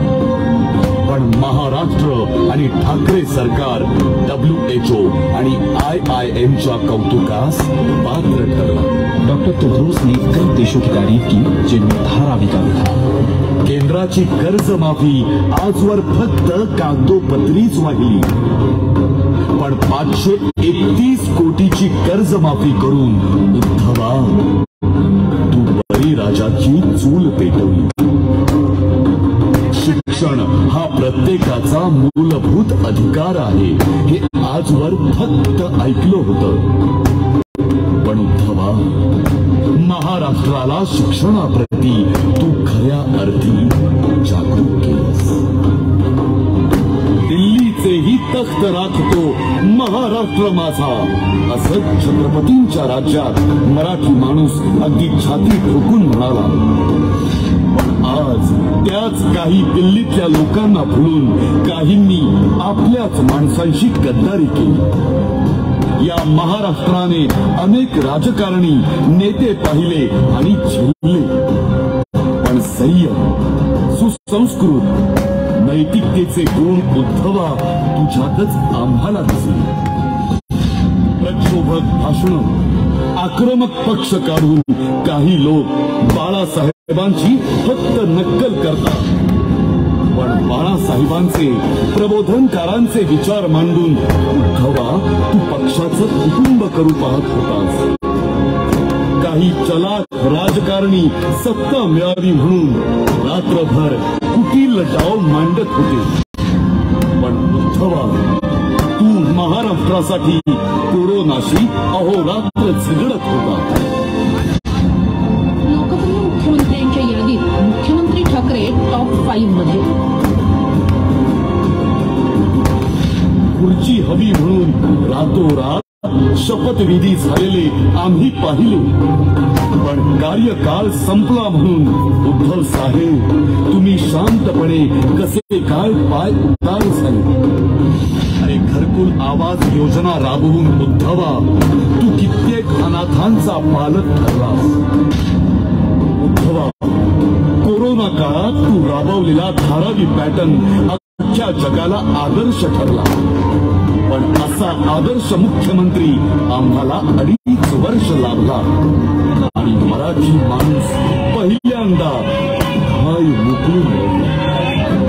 आज एक मराठी माणूस म्हणून, बाळासाहेबांचा सच्चा शिवसैनिक म्हणून मला तमाम मराठी जनतेला, या सह्याद्रीला, माता भगिनींना तुमचा अभिमान आहे की हो महाराष्ट्रात असा एक मुख्यमंत्री, असा एक नेता, असा आमचा कुटुंब प्रमुख आहे जो सुसंस्कृत, नैतिक, जबाबदार, विनम्र माणूस आहे। तो म्हणजे आमचा उद्धव, आमचे साहेब आणि आमचे भावी मुख्यमंत्री उद्धव बाळासाहेब ठाकरे आहे। ईश्वर साक्षात शपथ घेतो की कायद्याद्वारे स्थापित झाले आहे अशा भारतीय संविधानाबद्दल मी खरी श्रद्धा व निष्ठा बाळगेन। जातीत वाटल्या गेलेल्या सर्व महापुरुषांचे विचार एकत्र करून महाप्रबोधन करूया। सन्माननीय विचार मंच आणि विचार मंचाच्या समोरील आपण सर्व सन्माननीय परिवर्तनाच्या लढ्यात ज्या ज्या महामानवांनी योगदान दिलं त्या सर्व महापुरुषांना, महानायिकांना अभिवादन। मैदान मंचावर उपस्थित असणार सर्व मान्यवर मंडळी, माजी खासदार, सन्माननीय आमचे नेते चंद्रकांत खैरे साहेब, विधान परिषदेचे विरोधी पक्ष नेते आणि आमचे ज्येष्ठ बंधू सन्माननीय अंबादास दानवे साहेब, या कार्यक्रमाच्या निमित्तानं, या सभेच्या निमित्तानं उपस्थित झालेल्या आमच्या भगिनी विधान परिषद सदस्या मनीषाताई कायंदे, माजी महापौर नंदकुमार घोडुले, तद्वतच अनेक मान्यवर मंडळी, संपर्क प्रमुख सन्माननीय विनोद घोसाळकर साहेब, राजू वैद्य साहेब आणि अनेक मान्यवर, माझ्याकडून कदाचित किशोरभाई तनवानी हे नाव महत्वाचं आहे कारण हा सगळा घाट त्यांनी घातलाय. किशोरभाईंचं भाषण काही मी ऐकलं नाही कारण मी उशिरा पोहोचले. आता किशोरभाई काय बोललेत मला माहित नाही कारण किशोरभाईंची आणि गेलेल्या आमदाराची फार गाढ मैत्री होती. त्यामुळे दोस्ताना घरात कुणी नसताना असं काय तुम्ही जपणार नाही. तुम्ही काळजी घ्याल या सगळ्या गोष्टींची अशी अपेक्षा आहे. मंडळी, मी जाणीवपूर्वक तुम्हाला एक चित्रफीत इथं दाखवली. या चित्रफितीमध्ये जे शेवटचं चित्र होतं ते शेवटचं चित्र शिवतीर्थावर आदरणीय पक्षप्रमुख सन्माननीय उद्धव बाळासाहेब ठाकरे शपथविधी घेतानाचं होतं. हे चित्र मला तुमच्या डोळ्यात साठवायचं होतं कारण हे चित्र, हा प्रसंग आपल्याला पुन्हा एकदा उभा करायचा आहे आणि त्यासाठी ही महाप्रबोधन यात्रा आहे. राजे हो, ज्या पद्धतीचं गलिच्छ आणि घाणेरडं राजकारण इथं झालं, ज्या पद्धतीने नौटंकी इथं झाली, ही महाप्रबोधन यात्रा का आणि कशासाठी आहे याचा एक एक मुद्दा आपल्या समोर मी उलगडत जाईनच. परंतु एक किस्सा मला आठवतो, एक गोष्ट मला आठवते. किस्सा असा आहे की एक राजा होता, एक प्रधान होता. राजा आणि प्रधान एके दिवशी असे सकाळी सकाळी मॉर्निंग वॉकला निघाले आणि राजाने प्रधानाला विचारले, बोल प्रधाना, मला एक प्रश्न आहे, त्याचं उत्तर देशील का? प्रधान म्हटला, बोला की महाराज. राजा म्हटला, प्रधाना, प्रश्न असा आहे की सांग प्रधाना, राज्य कसे टिकते, खुर्ची कशी टिकते, सत्ता कशी मिळते? प्रधान म्हणला, काय महाराज, त्यात काय सोपं आहे की काय? अहो महाराज, सोपं आहे म्हटला, ज्याला कुणाला जनतेची सहनशक्ती वाढवता येते त्याला राज्य टिकवता येतं. राजा म्हणला, तू काही मला येणं समजत का? मी तुला विचारतोय की राज्य कसं टिकतं, तू मला म्हणतोय की सहनशीलता वाढवली पाहिजे. अरे राज्य टिकवण्यासाठी लोक काय एक करत नाहीत. लोक सत्तेत येण्यासाठी मोठमोठे बॅनर लावतात, लोक सत्तेत येण्यासाठी एक नंबर लबाड बोलतात, लोक सत्तेत येण्यासाठी नाही तेवढी नाटकं करतात, लोक सत्तेत येण्यासाठी सुरत गुवाहाटीला पळून जातात, लोक सत्तेत येण्यासाठी 5-50 खोक्यांचं राजकारण करतात, लोक सत्तेत येण्यासाठी भल्या माणसावर आरोपाची चिखलफेक करतात. यातलं तू काहीच सांगत नाहीयेस आणि तू म्हणतोयस की सहनशक्ती वाढवली पाहिजे. प्रधान शांतपणे म्हणाला, महाराज, तुम्ही जे जे म्हणाला ते बरोबर आहे, पण महाराज या सगळ्या दुय्यम गोष्टी आहेत. खरी गोष्ट काय आहे सत्ता टिकवण्यासाठी? ज्याला लोकांची सहनशक्ती टिकवता येते, वाढवता येते, त्याला सत्ता स्थापन करता येते. ते म्हणला, मला कळलं नाही, एक्सप्लेन करून सांगा, सिद्ध कर. प्रधान म्हणला, महाराज okay, I will do it. मी तुम्हाला सिद्ध करून दाखवतो की सहनशक्ती वाढवल्याने काय काय होऊ शकते. हाँ, पर महाराज अपनी एक शर्त है. क्या शर्त है? अपनी शर्त यह है महाराज कि बीच में नहीं बोलने का. मी एक वेळ तुमच्याकडून घेईल, मी सिद्ध करून दाखवेल, परंतु एकदा मी काम सुरू केला कि बीच में मचमच नहीं करने का, बस अपने को काम करने देने का, बीच में बात नहीं करने की. मैं म्हणला, ओके ठीक आहे, चल, मी तुला आता परवानगी दिलेली आहे, तुला काय ते तू ठरवू शकतोस, तू ठरव तुला काय करायचंय ते, पण मला सिद्ध करून दाखव तू म्हटलेला शब्द. झालं. दुसऱ्या दिवशीपासून प्रधान कामाला लागला.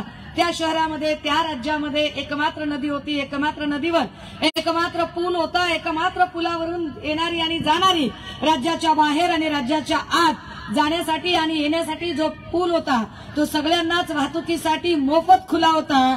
त्या दिवशी प्रधानाने दवंडी पिटवली. प्रधान म्हणाला, ऐका हो ऐका, आजपासून या शहरामध्ये आम्ही तुम्हाला सांगतोय, या राज्यातल्या एकमात्र नदीवरचा एकमात्र पूल जो सगळ्यांनाच वाहतुकीसाठी खुला होता, ये जा करण्यासाठी खुला होता, इथून पुढे या पुलावरून वाहतूक करायची असेल तर 25 अशर्फी कर द्यावा लागेल. लोक म्हटली, अरे असं काय? कालपर्यंत तर हा पूल एकदम मोफत होता, आज अचानक 2500 रुपये कसं काय? काही लोक म्हणले बस बाबा काय होते त्याच्यात, देशद्रोही आहेस का, काय बिघडते, 2500 रुपये मागितले ना, एवढं काय त्यात आकंठतांडव झालं. लोकांनी हसत हसत 2500 रुपये दिले की आधी कधीच मागितले नव्हते. 4 दिवस निघून गेले, पुन्हा एक दवंडी आली. ऐका हो ऐका, शहरातल्या राज्यातल्या एकमात्र नदीवरचा एकमात्र पूल, या पुलावरून वाहतूक करण्यासाठी जाण्या येण्यासाठी इथून पुढे 50,000 रुपये कर द्यावा लागेल. लोक म्हणले काय प्रकारे, एक तर पूल मोफत होता, 4 दिवसांपूर्वी 25,000 रुपये म्हटले, आता अचानक 50,000 रुपये म्हणत आहेत, काय खबर. बाकीचे लोक म्हणाले अरे बोलू नकोस, देशभक्त नाहीस का, देशावर प्रेम नाहीये का, कळत नाहीये का तुला, अरे आपला राजा उदार आहे, आपला राजा नेक आहे, आपला राजा कनवाळू आहे, आपला राजा प्रेमाळ आहे, आपला राजा आपल्या देशाला महाशक्ती करणार आहे, आपला राजा आपल्यासाठी अच्छे दिवस आणणार आहे, काय बिघडतं 50,000 रुपये देऊन टाक. लोकांनी 50,000 रुपये दिले. इकडे राजा ऐकून ऐकून परेशान होता. राज्याला वाटायला चला मी कशाला बोलून गेलो, हा तर नुसते 80 रुपये आणि करच लावायला लागला ऐन निवडणुकीच्या काळामध्ये. 4 दिवसांनी तिसरी दवंडी आली आणि सांगितलं ऐका हो ऐका, राज्यातल्या एकमात्र नदीवरचा एकमात्र पूल, इथून पुढे या पुलावरून वाहतूक करण्यासाठी येताना आणि जाताना 75,000 रुपये कर द्यावा लागेल आणि जाताना आणि येताना तोंडात जोडा मारून घेण्यासाठी तयार राहावं लागेल. आता मात्र लोकांना गंमत वाटली की असा कसा नियम असू शकतो की 75,000 रुपये कर आणि तोंडात जोडा मारून घेणं. हे राजानं ऐकल्यावर मात्र राजाच्या पत्त्या सरकल्या. पत्त्या सरकणे आपल्या मराठवाड्यात कळते की नाही, हा कळते. राजा म्हटलं आईला काय आपल्या डोक्यात, कशाला आपल्याला काय सुचलं होतं, कशाला आपण यांना सांगितलं आणि यांना ऐन निवडणुकीच्या काळात इलेक्शन जवळ यायला लागले, हे आपलं काहीतरी नवीनच चाललंय नाटक, हे काही खरं नाही. राजा परेशान, राजा अस्वस्थ. राजाने ठरवलं उद्या प्रधानाला बोलून घ्यायचं आणि हे सगळं नाटक बंद करायला सांगायचं. राजा अस्वस्थतेत कसा बसा झोपी गेला. दुसऱ्या दिवशी सकाळी उठला. राजा एरझाऱ्या घालत होता. सकाळी सकाळी राजाने आपल्या गवाक्षातनं बाहेर बघितले. गवाक्ष विंडो, खिडकी. राजाने आपल्या राजप्रसादाच्या गवाक्षातनं बाहेर बघितले. इतक्यात समोरून एक मोठा भला मोठा जथ्था राजप्रसादाकडे येत होता. राजा घाबरला, राजा बिथरला, राजा हादरला आणि राजा म्हणला बाप रे, हो ना हो, हे जे प्रधानानं जे काही सगळं वाढवून ठेवले माझ्या समोर, त्यामुळेच हे लोक आलेले आहेत. राजा परेशान. राजाने पटकन मोबाईल उचलला आणि राजाने व्हॉट्सअप केला प्रधानाला आणि राजा म्हणतोय वेर आर यू, कम सून, काम आहे. तो म्हटलं what happen, don't ask me any more question, just come soon. Chill chill Maharaj, chill, येतोय मी, एवढं काही झालं, कशाला टेन्शन घेताय. अरे टेन्शनच्या बेट्या तू ये पहिला, इथं डोक्याची मंडई झाली, ये तू पहिला. प्रधान पळत पळत पळत पळत पळत पळत आला. आता प्रधान पोचला, तोपर्यंत तो जथ्थाही राजप्रसादापर्यंत पोचला होता. इतक्यात राजा म्हणाला बघ बघ, माझी मत मारली गेली होती, माझी काय अक्कल चुलीत गेली होती, मी कशाला तुला सांगितलं हे सगळं कुटाणा करायला, काय गरज होती आधी 25 मग 50 मग 75,000 रुपये, असं कुणी करते का तोंडात जोडा बिडा मारून घ्यायची गोष्ट. आता बघ निस्तार, आता लोक जोडा घेऊन आलेत, आता काय करायचं बघ. म्हणला महाराज कूल डाऊन, मैं हूं ना, डोंट वरी, मी बाहेर जातो. प्रधान बाहेर गेला, सगळ्या जथ्याला बोलला, कारण विचारलं. ते म्हणाले आम्हाला राजालाच भेटायचंय, हरकत नाही, तुमच्यापैकी एक डेलिगेशन करा, 4-5 लोकांचं डेलिगेशन आणि तुम्ही आत या. आता ते डेलिगेशन ठरवलं गेलं आणि ती माणसं आत आली. राजा मात्र घाबरलेला होता. राजा घाबरटच, म्हणजे काय उगा 50-60 इंच सीना म्हणून काय, राजा घाबरटच होता. राजा घाबरला आणि राजा म्हटलं हे काय चालू आहे. राजाने बघितलं, इतक्यात डेलिगेशन पैकी एक जण म्हणाला महाराजांचा विजय असो. महाराज आम्ही आपल्याला भेटायला आलो. महाराज आपल्या राज्यातल्या एकमात्र नदीवरचा एकमात्र पूल वर्षानुवर्ष मोफत होता सगळ्यांच्यासाठी, अचानक प्रधानजींनी दवंडी पिटवली आणि 25,000 रुपये कर देऊ केला. महाराज म्हणले तरी मला वाटलंच होतं हे पाप्याचं पितर मला अडचणीत आणणार आहे, ह्यानंच काय तर घोळ घातलाय.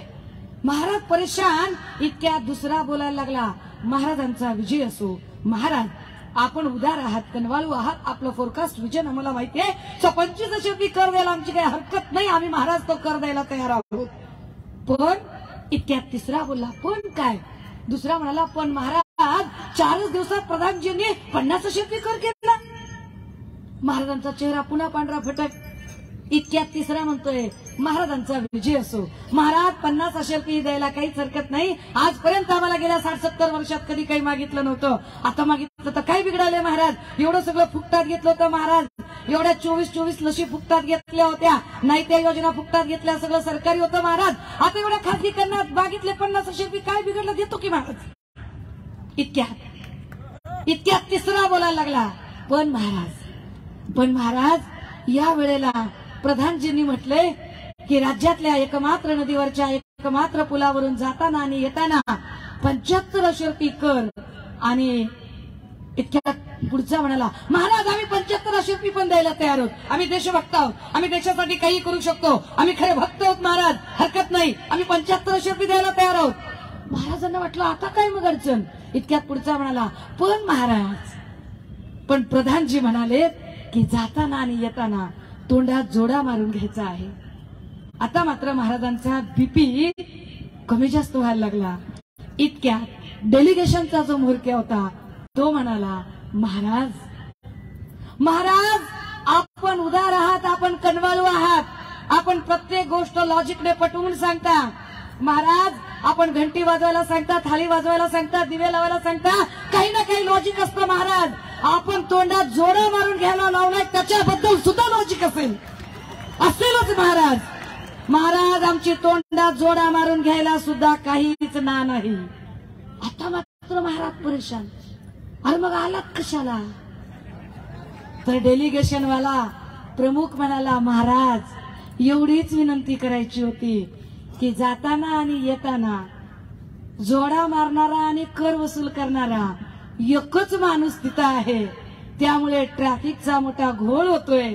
आमची विनंती आहे जोडा मारायला जायच्या मार्गाला एक आणि यायच्या मार्गाला एक असे 2 जोडा मारणारे ठेवा, एवढंच आमचं म्हणणं आहे.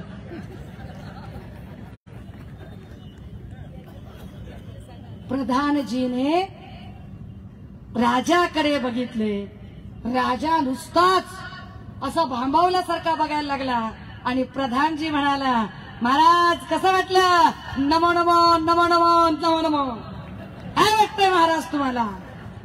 दादा हो या गोष्टीतला सगळा विनोद सोडून द्या.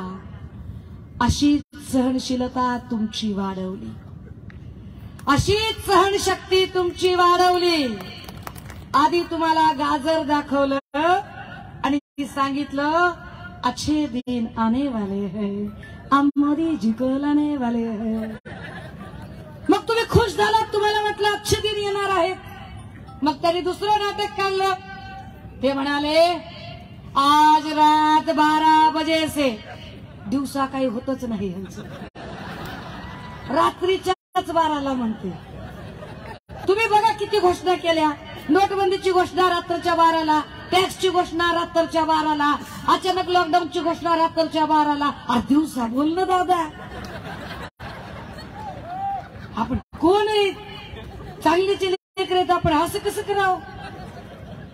मग म्हणले आज रात्री काय सांगितलं, आज रात 12 बजे से इस देश में 1 टैक्स होगा और 1 इलेक्शन रहेगा. 1 नेशन 1 टॅक्स. लोकांना वाटलं हो असंच असेल 1 नेशन 1 टॅक्स. पण असं आहे का 1 नेशन 1 टॅक्स. अजूनही आम्हाला सगळे टॅक्स द्यावे लागतात आणि नुसता रोड टॅक्स देऊन चालत नाही. तर जर संभाजीनगरमध्ये कॅन्टोन्मेंटचा एरिया असेल तर तिथं आमच्या रिक्षावाल्यांना, आमच्या काळी पिढी चालवणाऱ्या भावांना, या सगळ्यांना एक्स्ट्राचे पैसे द्यावे लागतात. एकनाथ भाऊंना तरी किमान रिक्षावाल्यांची दुःख कळली पाहिजेत राव, कळली पाहिजेत ना. असं कसं माझा भाऊ आहे ते, मी सांगितलं पाहिजे आपला भाऊ आहे ते. दादा हो किती सहनशक्ती वाढवली तुमची.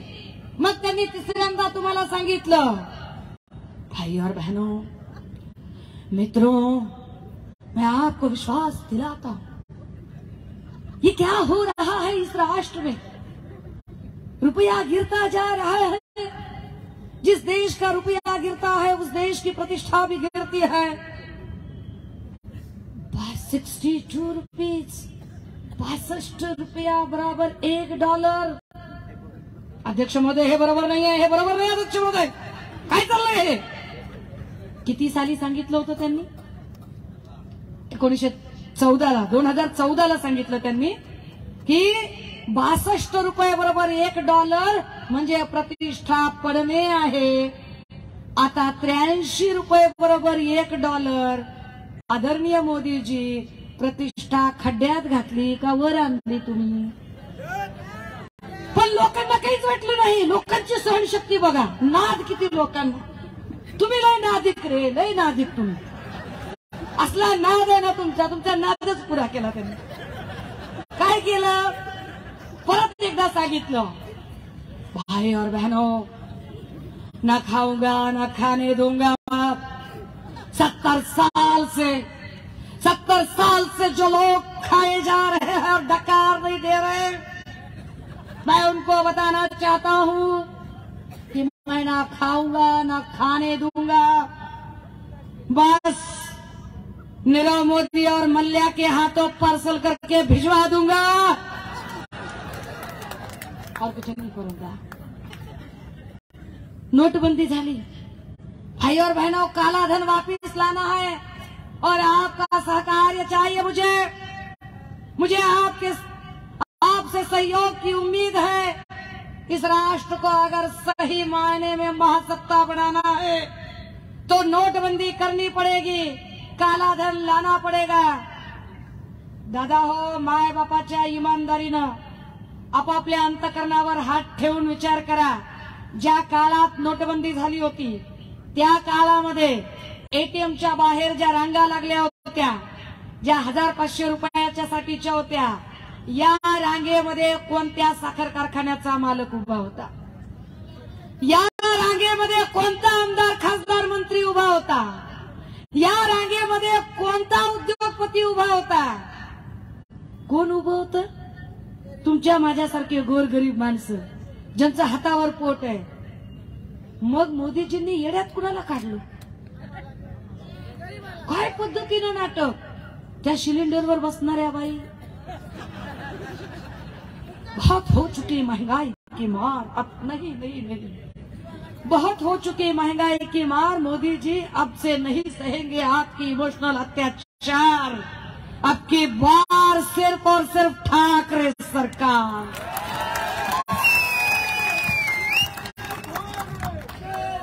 दादा हो, काय पद्धतीने आपली सहनशक्ती त्यांनी वाढवली बघा, किती सहनशक्ती वाढवली।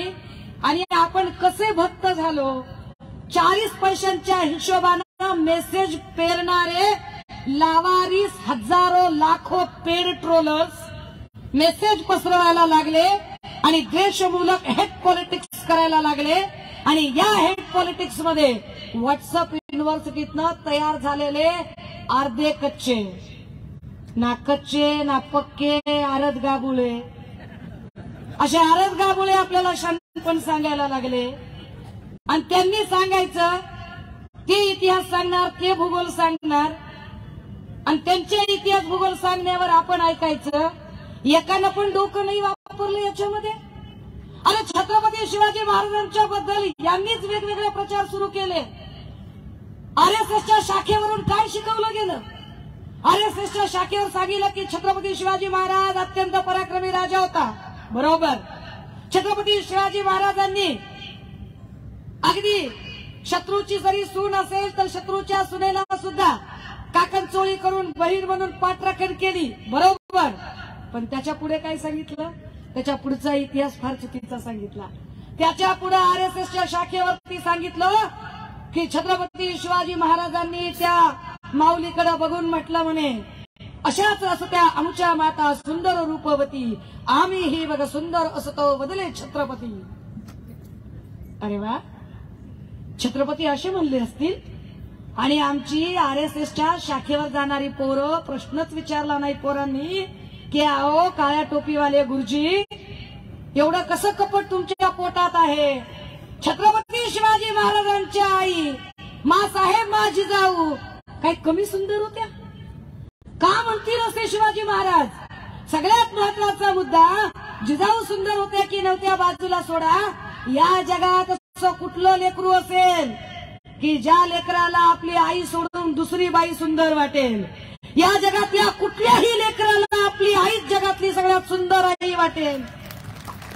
मग छत्रपती शिवाजी महाराजांच्या संबंधाने हा चुकीचा इतिहास ज्यांनी सांगितला त्यांना जर तेव्हा वेळीच RSSच्या शाखेवर शिकवणाऱ्या लोकांना ठेचून काढलं असतं तर आज भगतसिंग कोश्यारींची हिंमत झाली नसती बोलायची. रान निब्बर लागलं की माणूस कोपरानं खाण्याला लागते, मऊ लागले की कोपरानं खणते. ते त्याला वेळीच सांगितलं पाहिजे की नाही रे दादा, नाही दादा, ही महाराष्ट्र आहे, हे तर नाही चालायचं तुझं नाद, हे आधी सांगायला पाहिजे होतं. किती सहनशक्ती आमची वाढवली की इतका पराकोटीचा अतिरेक झाला की एक वेळ आली की या देशामध्ये संविधानिक चौकटच सगळी मोडीत काढायचा कार्यक्रम सुरू झाला. दिल्लीच्या जंतर मंतरवर तिरंगा जाळणे आणि संविधानाची प्रत जाळणे इथपर्यंत यांची हिंमत वाढली. तरीही आपण मात्र गप्पच. ही महाप्रबोधन यात्रा ही सत्ता मिळवण्यापेक्षा सुद्धा तुम्हाला जाग करण्यासाठी आहे. भक्तीचा जो काही एक असा पडदा आपल्या डोळ्यावर पडलेला आहे तो भक्तीचा पडदा काढण्यासाठी आहे. कारण ते प्रत्येक विषयावर जेव्हा फेल्युअर झालेले आहेत, महागाईच्या मुद्द्यावर ज्या भारतीय जनता पार्टीने निवडणूक लढली त्या महागाईचा मुद्दा जो का त्यो आहे, पण तरी सुद्धा अजून कोणीच बोलत नाही. कारण भक्ती तुमच्या डोक्यात त्यांनी आटोकाट भरली आहे. त्यांनी तुम्हाला एवढं अंधभक्त करून टाकलं की त्यांच्या कुठल्याच प्रश्नावर ना त्यांनी चलनी नोटांचा प्रश्न सोडवला, ना GDPIचा प्रश्न सोडवला, ना महागाईचा प्रश्न सोडवला, ना बेरोजगारीचा प्रश्न सोडवला, ना महिला सुरक्षेचा प्रश्न सोडवला. पण तुम्ही उत्तर नाही मागितली दादा हो. आणि का मागितली नाही तुम्ही उत्तर? कारण तुम्ही उत्तर मागणार आहात असं जेव्हा जेव्हा त्यांच्या लक्षात आलं त्या वेळेला त्यांनी तुम्हाला एक कार्ड खेळायला दिलं आणि सांगितलं हिंदू हिंदू हिंदू हिंदू हिंदू हिंदू हिंदू हिंदू हिंदू हिंदू. अरे मी हिंदू आहे किंवा माझं या देशावर प्रेम आहे, हे कार्ड कसं असू शकतं? विचार करा बरं का. सोपं करून सांगते. माझा आजा माझ्या आजीला सोडून मला कळलं तसं, जसं माझ्या आयुष्यात मला कळतंय, माझा आजा माझ्या आजीला सोडून एक दिवस बी कधी राहिला नाही. माझी आजी गावाला गेली तरी सांच्या पार व्हायच्या आधी लगेच घरी यायची की म्हाताऱ्याला खाऊ पिऊ घालायचे म्हणून. माझा आजा जेवेपर्यंत माझी आजी तिथेच थांबून असायची. माझ्या आज्यानं माझ्या आजीला, म्हणजे आमचे आजोबा जेव्हा गेले तर आमच्या समोर सगळ्यात मोठा प्रश्न हा होता की आजोबा गेल्यानंतर आजीला सांगायचं कसं की आजोबा गेले. एवढी प्रचंड दोघांची केमिस्ट्री होती. पण मला उभ्या आयुष्यात आठवत नाही की आज्यानं आजीला एकदाही love you, miss you, kiss you म्हटलंय. विचार करण्यासारखं आहे बरं का. आज्यानं एकदाही आजीला लव्ह यू म्हटलं नाही. मोहब्बत वो जज्बा है जो सिर्फ महसूस किया जाता है, वो होठों से बयां नहीं किया जाता. मुझे मेरे वतन से मोहब्बत है, मुझे मेरी मातृभूमि से प्रेम है. यह मुझे चिल्ला चिल्ला कर आपको बताने की क्या जरूरत है, वो मैं महसूस कर सकती हूँ कि हाँ मुझे मेरे वतन से मोहब्बत है. हा भाजपने फंडा कुठून आणला की ओरडून सांगितलं तरच देशावर प्रेम असेल. हा फंडा कुठून आला की काही बोललं की तू हिंदू आहेस का, सच्चा हिंदू. अरे हिंदूला भूक लागत नाही? अय हिंदू पोरं हो, इकडं असतील लई जण, भगवे गंडे घातलेले सगळे असतील, भगव्या शाली पांघरलेले. भूक लागत नाही का रे तुम्हाला? मग मोदीजीने नुसतं हिंदू म्हटलं की पोट भरतंय का तुमचं? हा, हिंदूच्या पोरांना नोकऱ्या नसतात का चालत? काय हिंदूचे पोरं दिवा घासला की पैशाचे टप्पा पडते का? हिंदूच्या पोराला नोकरीची गरज नाही का? हिंदूच्या लेकरांना माय बहिणी नसतात का? त्यांच्या माय बहिणींची इज्जत नसते का? मग त्यांच्या माय बहिणीच्या इज्जतीवर त्यांनी बोलायचं नाही का? त्यांच्या लेकरांच्या नोकऱ्यावर त्यांनी बोलायचं नाही का? त्यांच्या लेकरांना जे महागाईचे चटके बसतात त्यावर बोलायचं नाही का? काही प्रश्न विचार, हिंदू आहेस ना, गप्प बस, मोदीची हिंदू धर्माची उद्गाते, चुप चुप चुप चुप चुप चुप चुप हो जा, चुप हो जा, चुप. अरे काय नाटक आहे हे? कुठलं नाटक आहे? जेव्हा या देशातलं सरकार महागाई, बेरोजगारी, महिला सुरक्षा या तमाम प्रश्नांवरती सपशेल अपयशी ठरतं आणि विरोधकांनी आणि सामान्य जनतेने प्रश्नच विचारू नयेत असं वाटतं, तेव्हा ते भावनिक राजकारण पुढे करतात आणि धर्माच्या नावावर आपल्या सत्तेच्या पोळ्या भाजायला लागतात. मला वाईट याचं वाटतं की धर्म आपल्याला अजून कसा उलगडत नाही. काय धर्म असावा कसा कळत नसेल? अरे मला हिंदू धर्म जो कळतो तो हिंदू धर्म जो आम्ही उद्धव साहेबांकडे बघितला होता. समोरच्याच्या चेहऱ्यावरचा आनंद बघून भरून येणारा मन आणि समोरच्याच्या डोळ्यातला टपोरा थेंब बघून गलबलून येणारा ऊर, या दोन्हीतून वाहणारा जीवन प्रवाह म्हणजे सन्मान्य उद्धव साहेबांनी स्वीकारलेलं हिंदुत्व आहे. त्वमेव प्रत्यक्षम तत्त्वमसि, त्वमेव केवलम कर्तासि, त्वमेव केवलम हर्तासि, त्वं साक्षात आत्मासि, नित्यं मृतं वच्मि, सत्यं वच्मि. इतकं म्हणणं ठीक आहे रे, पण नुसतंच डोळ्याला पाणी लावून नम करणं म्हणजे हिंदुत्व नव्हे. डोळ्यातलं पाणी पुसणं म्हणजे हिंदुत्व असतं. सन्मान्य उद्धव साहेबांनी डोळ्यातलं पाणी पुसलं कोरोनाच्या काळामध्ये, ते आमच्यासाठी जास्त महत्वाचं आहे. हिंदुत्वाचे नरेटिव्ह असे का सेट करता तुम्ही? हे कुठली चुकीची परिभाषा सेट केली? दादा हो, अति झालं आणि हसू आलं. किती अति करावं या लोकांनी, किती अति करावं? मी तुम्हाला त्यांच्या अति करण्याच्या काही व्याख्या सांगू शकेल.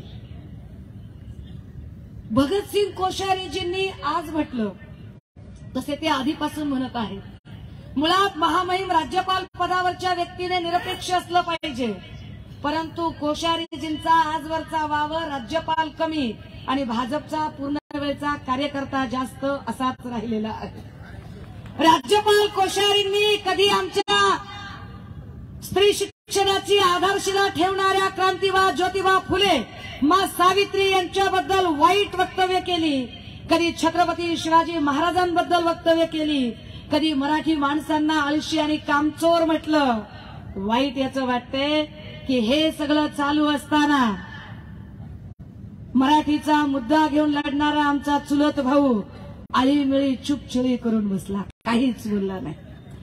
कारण त्यांची अडचण काय आहे माहितीये का? इकडे 3 चाकी सरकार, ते आम्हाला म्हणायचे 3 चाकी सरकार, 3 चाकी सरकार. आता तुमचं कसं आहे बाबा?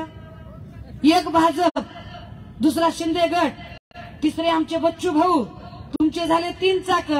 मग आमचं चुलत भावाचं चाक काय स्टेपनी म्हणून ठेवलंय का तुम्ही?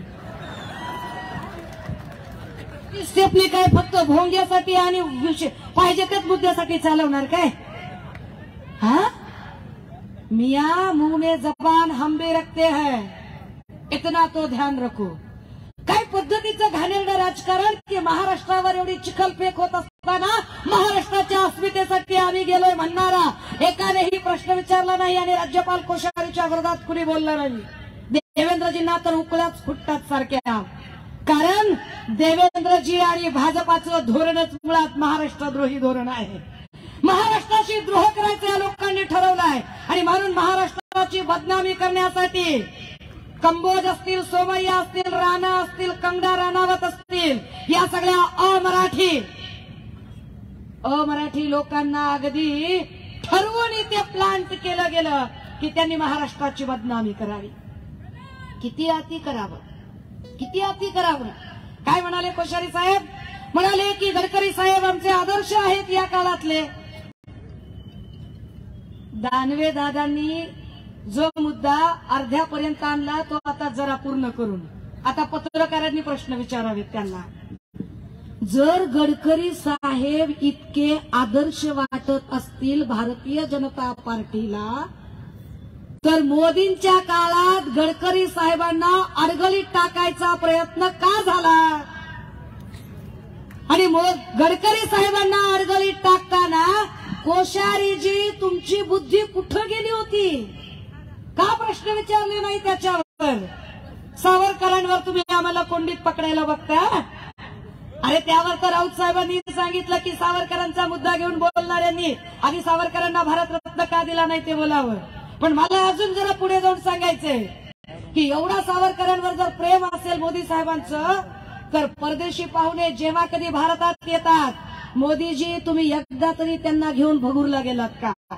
तुम्हाला प्रत्येक वेळेला परदेशी पाहुण्यांना दाखवताना साबरमती आणि वर्धा दाखवला. तुम्ही परदेशी पाहुण्यांच्या समोर चरखा घेऊन कातत बसला सूत, तेव्हा तुम्हाला अजिबात विदा सावरकर आठवले नव्हते. तुम्ही आम्हाला शानपण सांगता. सरदार वल्लभभाई पटेलांच्या बद्दल आम्हाला अभिमान आहे, अस्मिता आहे. अरे पण सरदार वल्लभभाई पटेल काँग्रेसचे नेते होते. मोदीजी तुम्ही सत्तेत आल्यावर सावरकरांचा पुतळा उभा करणं अपेक्षित होतं. तुम्ही सावरकरांचा पुतळा नाही उभा केला, तुम्ही काँग्रेसचे नेते असणाऱ्या सरदार वल्लभभाई पटेलांचा पुतळा उभा केला. यातच तुमचं सावरकरांबद्दलचं प्रेम किती वेगळे आहे ते कळतं. आणि तुमच्या सोबत असलेले आमचे भाऊ कितले लांबून नारायणराव आणि त्यांची 2 बारकी बारकी पोरं म्हणजे आमचे भाचे. त्या आमच्या 2 भाच्यापैकी एक जणाचं 2015चं ट्विट माहितीये का तुम्हाला? आता माझ्याकडे दाखवायला तो व्हिडिओ नाहीये, त्यामुळे कदाचित मला ते सांगता येणार नाही की एक्झॅक्ट ते ट्विट तुम्हाला दाखवता येणार नाही. परंतु 2015 साली काय पद्धतीनं हा माणूस ट्विट करतो, काय लिहितो हा पठ्या. आणि त्यावेळेला मात्र एकही जण म्हणजे जे आता शेंड्यावर शहाणे होऊन सांगायला लागले, जे आता म्हणायला लागले की अरे असं नाही बोलायचं, तसं नाही बोलायचं, तुम्ही सावरकरांचा अपमान करताय, तुम्ही याव त्याव करताय, वगैरे वगैरे वगैरे, त्यांचं 2015 सालचं ट्विट जरा मी वाचून दाखवलं पाहिजे. ज्या 2000 सालच्या ट्विटमध्ये काय लिहितात आमचा भाचा Nitesh Rane, Savarkar apologized 4 times to the British Empire. Such a man can never be an example for the youth, but a disgrace to every generation. कोणाचं ट्वीट आहे? आपल्या भाच्याचं. आता लय भाजपमध्ये हिम्मत असेल तर आंदोलन कणकवलीला जाऊन नारायणरावच्या घरात घुसून करावं आणि तिथून भातचा बाहेर काढून पालता घालून तुडवावा. मग आम्ही मान्य करू. आम्हाला शानपण सांगता. जिनके घर शीशे के होते हैं वो दूसरों के घरों पर पत्थर नहीं फेंका करते. इतना तो याद ही होगा देवेंद्र बाबू. दादा हो, किती अति आणि किती बेताल वागावं या लोकांनी की आमचा दुसरा एक समाज सुधारक भाऊ आहे किरीट भाऊ. मी किरीट भाऊला आज महाप्रबोधन यात्रेचा टप्पा पूर्वार्ध आज इथं संपन्न होतो. या सभेने तब्बल 20 मतदारसंघांमधून ही महाप्रबोधन यात्रा आतापर्यंत आली आणि संपूर्ण 20 ठिकाणी मी किरीट भाऊंना ठरवून 4च प्रश्न विचारते आणि किरीट भाऊ काही मला त्या 4 प्रश्नांची उत्तरं अजूनही देत नाहीये. किरीट भाऊ स्वच्छता दूत आहे, भ्रष्टाचाराची त्यांना प्रचंड चीड आहे. तर आता किरीट भाऊंच्यासाठी काही प्रश्न. काय म्हटलंय किरीट भाऊंनी? किरीट भाऊ म्हणाले सगळे भ्रष्टाचार, सगळे कुत्ते पैसे केले, कच्चे खर्च सगळं काढणारे भाई. हो काढा ना भाई, कोण नाही म्हणते तुम्हाला पैसे काढायला बाहेर. सगळे घोटाळे भाऊ बाहेर काढा, पण किरीट भाऊ आमच्या काही प्रश्नांची उत्तरं द्या. संभाजीनगरमध्ये बोलते याचं भान आहे. हा संभाजीनगर आणि टीव्ही सेंटरचा एरिया, ज्या एरियामध्ये इथे कधीच शिवसेनेशिवाय दुसऱ्या कुठल्या उमेदवाराला मतं दिली नाही लोकांनी, हा एरिया, जो एरिया संभाजी महाराजांचा पुतळा जिथे सगळ्यात आधी उभा राहिला, हा एरिया जो शिवसैनिकांचा निष्ठावान बालेकिल्ला म्हणून ओळखला जातो, या एरियात बोलते हे पवित्र माझ्या हातातलं शिवबंधन हे फार महत्वाचं असतं शिवसैनिकांच्यासाठी. किरीट भाऊ, मी हे शिवबंधन सोडायला तयार आहे. पुन्हा पुन्हा सांगते माध्यमांना, मी हे शिवबंधन सोडायला तयार आहे आणि तुमच्या नावाचा गंडा बांधून घ्यायला तयार आहे, पण माझ्या प्रश्नांची उत्तरं द्या. प्रश्न क्रमांक 1, किरीट भाऊ यादी तुमच्यापर्यंत पोहोचवायची व्यवस्था करते, कारण मला माहिती आहे किरीट भाऊ एवढ्या निष्ठावानांमध्ये 10-5 खबरे सुद्धा आहेत जे मोबाईल लावून बसलेले आहेत. आणि 10-5 खबरांचा फार मोठा विषय नाही, एक बिर्याणी 90 एवढाच विषय आहे. आपल्याला बी कळते ना राव, 30, 60, 90 असं काय करायला लागलं बरं? आपल्याला तर फुगा बी कळतो राव. बर, काय यादी आहे? एक यादी आहे 2014ला आणि त्यानंतर काँग्रेस आणि राष्ट्रवादीतून आणि आमच्याकडून पण जे लोक भाजपात गेले त्यांची यादी आहे. यादीतली नावं बघा हा 2014 पासूनची. आणि किरीट भाऊ याची उत्तरं द्यायची तुम्ही. प्रवीण दरेकर, चित्रा वाघ, गोपीचंद पडळकर, राधाकृष्ण विखे पाटील, सुजय विखे पाटील, नारायण राणे, बबनराव पाचपुते, प्रसाद लाड, राम कदम, प्रशांत परिचारक, रणजितसिंह मोहिते पाटील, कृपाशंकर सिंह, कपिल पाटील, हर्षवर्धन पाटील, विजय गावित, हिना गावित, दत्ता मेघे, शिवाजीराव नाईक, सत्यजित देशमुख, सम्राट महाडिक, काशीराम बावरा, राजवर्धन कदमबांडे, माणिकराव गावित, भरत गावित, शिवाजीराव दहिते, हर्षवर्धन दहिते, तुषार राधे, सूर्यकांत पाटील, प्रताप पाटील चिखलीकर, पाशा पटेल, पद्मसिंह पाटील, राणा जगजित सिंग पाटील, सुरेश धस, प्रशांत ठाकूर, मोनिका राजे, शिवाजीराव कर्डिले, निरंजन डावखरे, किसन कथोरे, नमिता मुंदडा, विलासराव जगताप, धनंजय महाडिक, रणजित सिंग नाईक निंबाळकर, वैभव पिचड, मधुकर पिचड, कालिदास कोळंबकर, गणेश नाईक, मंगेश सांगळे, गणपत गायकवाड, समाधान अवतारे, सुभाष साबणे, अमोल महाडिक, जयकुमार गोरे, निलेश राणे, नितेश राणे, हाजी रापत, विनय कोरे, सदाभाऊ खोत, सुभाष भामरे, संजीव नाईक, विजयसिंह मोहिते पाटील, संदीप नाईक, लक्ष्मण जगताप, महेश लांडगे, समरजित घाडगे, मदन भोसले, मनोज घोरपडे, अतुल भोसले, संजय काका पाटील. लग्नाच्या आहेराच्या यादीपेक्षा मोठी यादी आहे ही. यादी कुणाची आहे माहितीये का? 2014 पासून आतापर्यंत जे लोक भाजपामध्ये आले, काँग्रेस राष्ट्रवादीने तर टीका लावून, ही यादी कुणाची आहे तर सगळ्या पत्रकारांनी यांना गुगल करावं आणि गुगल सर्च करून बघावं की कोणती मजबुरी होती म्हणून हे भाजपकडे गेले होते, कुणाची कोणत्या भ्रष्टाचाराची चौकशी चालू होती. मी याच्यातले एकेकाचे आरोपही सांगू शकते आणि पेपर सकट बोलू शकते. किरीट भाऊ, या सगळ्या लोकांचं काय झालं याचं उत्तर द्या. किरीट भाऊ, तुमच्याकडे असं कोणती वॉशिंग मशीन आहे की इकडून गेलेला माणूस तिकडे गेल्यावर एवढा निर्मळ होतोय? मला पाहिजे, मला पाहिजे किरीट भाऊ ती वॉशिंग मशीन. मी बहीण आहे, मला ओवाळणीत द्या, तुम्ही द्या भाऊ. भाऊ, मी 20 ठिकाणी फिरले, माझ्या 20 भावांना बोलून प्रत्येकाला ओवाळते. भले ते ओवाळून टाकलेले असू दे, पण मी ओवाळते ना. मला सांगता तुम्ही. किरीट भाऊ, माझा दुसरा प्रश्न आहे तुमच्यासाठी. किरीट भाऊ, कुठल्याही व्यक्तीला जेव्हा तुम्ही नोटीस पाठवता, त्या नोटीसची नंतर जर तुम्हाला क्लीन चिट द्यायची असेल तर मध्ये एक प्रोसिजर असते, ती म्हणजे चार्जशीट दाखल करण्याची. किरीट भाऊ, भावना गवळी, प्रताप सरनाईक, यशवंत जाधव आणि आमच्या एकनाथ भाऊंच्या सोबतचा सचिन जोशी आणि अशी लई जण आहेत, यांच्यावरची चार्जशीट कधी दाखल होणार? आणि चार्जशीट दाखल न करता भावना ताई अचानक मोदीजींच्या ताईबाई कशा झाल्या? क्या बाता कर रहे जी किरीट जी? अभी बहनच बनाने की तो मैं भी बहने छू ना जी. हाँ, क्या हुआ जी? हम थोड़े से हम होंगे हम आदिवासी हैं, हम पिछड़े हैं, अभी हमको भी साथ में लीजिए ना, लीजिए किरीट भाई हमको भी साथ में। दादा हो, याच्यातली मेक समजून घ्या की या प्रत्येक माणसाला आधी नोटीस दिली, मानसिक खच्चीकरण केलं, त्यांचा सगळा खोल चिट्टा गोळा केला आणि त्यांना आपल्या साईडला करून घेतलं। पण जसेही ते त्यांचा तक्तोताज पक्का करण्यासाठी जवळ आले, बिलकुल त्याच वेळेला ते धुतल्या तांदळासारखे कन्सिडर करून त्यांच्यावरच्या सगळ्या चौकशा थांबवल्या गेल्या। किरीट भाऊ, आम्ही डोसक्याला गोड तेल लावत नाही।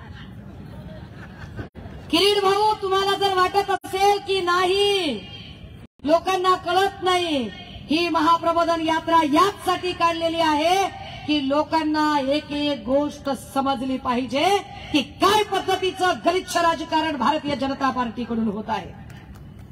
टीम देवेंद्र आणि भारतीय जनता पार्टीने कायम महिलांच्या बद्दल बोलताना, कायम महिलांशी वागताना अत्यंत वाईट आणि हिंसक दृष्टिकोन महिलांबद्दल ठेवला आणि त्याची श्रृंखला नरेंद्र मोदींपासून ते इकडे अब्दुल सत्तार पर्यंत येऊन पोहोचते। पत्रकार गौरी लंकेश यांच्या हत्येनंतर अत्यंत गलिच्छ ट्विट करणाऱ्या माणसाला पंतप्रधान नरेंद्र मोदीच फॉलो करतात। भाजपचा आमदार कुलदीप सेंगर, ज्याच्यावर बलात्काराचे आरोप, कठुआ, उन्नाव, हाथरस आठवून बघा, बलात्कारी सेंगरच्या समर्थनार्थ मोर्चे कोण काढतं तर भाजप काढते। वीर जवानांच्या शहीद पत्नी आणि वीर जवानांच्या पत्नींबद्दल अत्यंत आक्षेपार्ह वक्तव्य कोण करतं तर भाजपचा परिचारक करतो।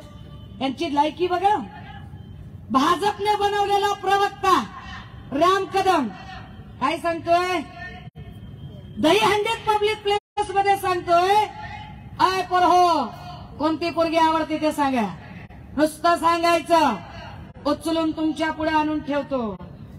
अरे आम्ही आमदार निवडलाय का पोरी उचलणारा गुंड निवडलाय? कोण आहेस तू? कशासाठी निवडले आम्ही?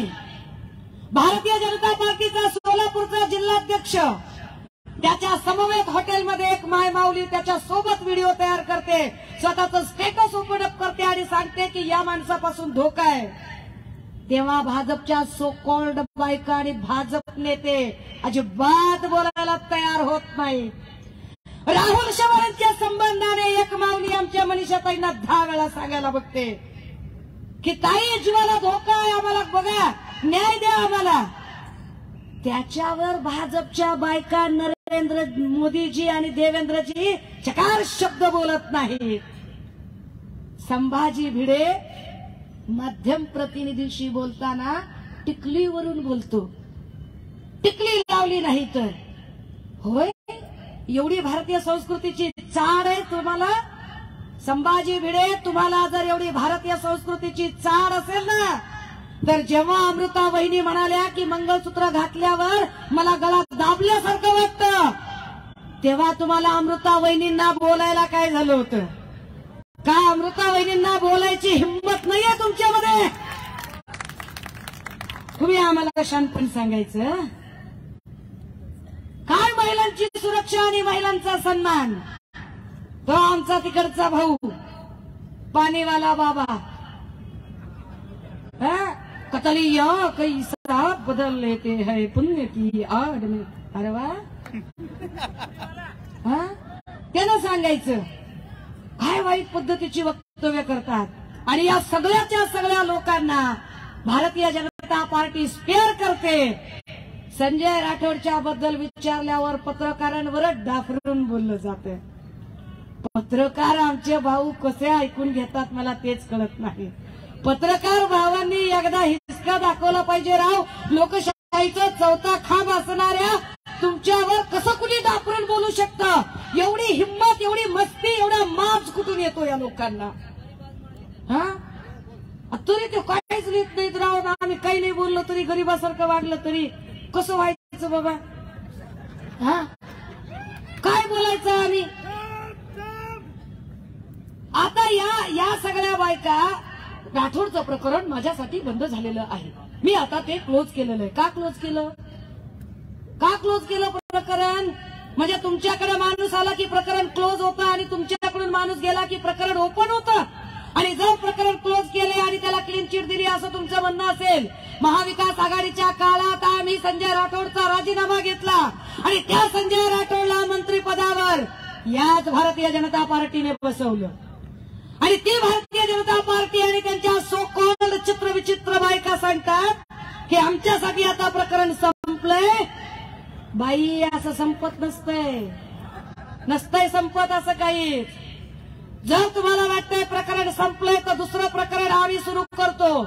मग जर तिथे काहीच नव्हतं, संजय राठोडचा काहीच संबंध नव्हता, तर भटक्या विमुक्तातल्या एका पोरीला बदनाम करायचं षडयंत्र का भारतीय जनता पार्टीने आखलं? जर त्या पोरीचे आईबाप सांगत होते की असं काहीच नाहीये, तर त्या पोरीची आबरू मेल्यानंतरही चव्हाट्यावर टांगली. तुमच्या सत्तेसाठी, तुमच्या राजकारणासाठी भटक्याची घोरमाटीची एक पोरगी तुम्ही का बदनाम केली? याही प्रश्नाचं उत्तर द्यावं लागेल. ह्यांना सोपं वाटतंय सगळं. मग ते म्हणतात लय बोलायली बरं का, लय बोलायली, तिला अडवा, लय बोलायली. हा, बघा काय निघतंय का, बघा बाहेर काय निघतंय का. अरे दादा हो, मी चळवळीतनं आली आहे, एसीतून आले नाही, मी चळवळीतून आली आहे. बाबासाहेबाचं पिल्लू आहे असंच नाही ऐकत तुम्ही. अख्खा कायदा कोळून प्याले आणि कायदा समजावून सांगते, कायद्यात राहायचं तेच सांगते. आपल्याला कायदा नाही सांगायचा. काय सांगताय ते साले? काय म्हणाले? काय म्हणतायत की अरे ज्या पद्धतीने म्हणजे अतिरेक किती करावा आणि आपण सहन किती करावं, किती सहनशक्ती. मी आता शेवटचा मुद्दा सांगून थांबते. आमच्या सहनशक्तीचा अंत किती बघितला तर आमच्या सहनशक्तीचा अंत बघताना यांनी चक्क संविधानिक लोकशाहीचा गळा घोटायला सुरुवात केली. दादा हो, ईडी सांगते की संजय राऊतांना झालेली अटक ही बेकायदेशीर अटक होती. याचा अर्थ ईडीचा गैरवापर किती होतोय बघा. इलेक्शन कमिशनने सांगण्याच्याच आधी बीकेसीच्या मेळाव्यामध्ये तलवार समोर ठेवली जाते. चिन्ह कोणतं मिळणार हे काय यांच्या कानात सांगितलेलं होतं. काय पद्धतीने घाणेरडं राजकारण केलं जातं. ईडी, सीबीआय, इलेक्शन कमिशन या सगळ्यांना आपल्या खिशात ठेवायची ताकद जर भारतीय जनता पार्टी ठेवत असेल तर न्याय मागण्यासाठी आपण कुणाकडे जावं हा खरा प्रश्न निर्माण होतो. ही महाप्रबोधन यात्रा यासाठी आहे की आपल्या सगळ्यांना हे मुद्दे समजावून सांगावेत. संभाजीनगरमध्ये काही लोकांना वाटलं की संजय शिरसाटचा विषय निघेल का, आपला भाऊ आहे, आपल्याला त्याच्यावर काही बोलायचं नाही. मी ह्याच्यासाठी बोलले नाही प्रदीप जयस्वालवर की प्रदीप जयस्वालच्या प्रॉपर्ट्या कुठं कुठं येतात, त्या गुलमंडीतल्या असो, त्या दुसरीकडच्या नाक्यावरच्या असो, चौकातल्या असो, त्या प्रत्येक ठिकाणची प्रॉपर्टी, खाऊ गल्लीतल्या प्रॉपर्ट्या असो, ह्या सगळ्या प्रॉपर्ट्याचा इतिहास आणि कुंडली मला माहिती आहे. किशोभाऊ, एखाद्या वेळेला तुम्ही दोस्तीमध्ये कुस्ती करा, लक्षात घ्या, तुम्हाला पुढे पुढे सांगते. हा, दोस्ती इकडे दोस्ती नको, इकडे कुस्तीच पाहिजे, इकडे दोस्ती नको. त्यामुळे प्रदीप जयस्वालने ज्या बेकायदेशीर पद्धतीने मालमत्ता जमा केल्या, जे बेकायदेशीर पद्धतीने प्लॉट जमा केले, आणि सख्या भावाचे प्लॉट जो लुटू शकतो तो गोरगरिबाचे का लुटणार नाही. त्यामुळे मी जयस्वालवर याच्यासाठी बोलले नाही की त्याच्या मागे मला नुसतं बोलून नाही, मला कायदेशीर पद्धतीने मागे लागायचंय आणि मला अपेक्षा आहे, विश्वास आहे की माझे किरीट भाऊ मला मदत करतील. कारण माझे किरीट भाऊ फार स्वच्छतेचे पुजारी आहेत. त्यांची तिकडे ओळख आहे, त्यांची ओळख आहे. तर ते मला सांगतील ना, ताई असा अर्ज लिहायचा असतो, त्यांच्या वशिल्यानं होईल ते सगळं. इकडे प्रदीप जयस्वाल पुढे निवडून येणार नाही ते तो सोडूनच द्या, पण मला हे सांगताना खेद होतोय की संजय शिरसाटासारख्या माणसाला 2 वेळा संधी देऊनही, जर 3 वेळा संधी देऊनही जर संजय शिरसाटांना इमान नावाची गोष्ट कळत नसेल आणि ते इमान गहाण ठेवत असतील, अर्थात त्यांची वाईट अवस्था दोन्हीकडून झाली आहे. मंत्रिमंडळातही वर्णी लागली नाही.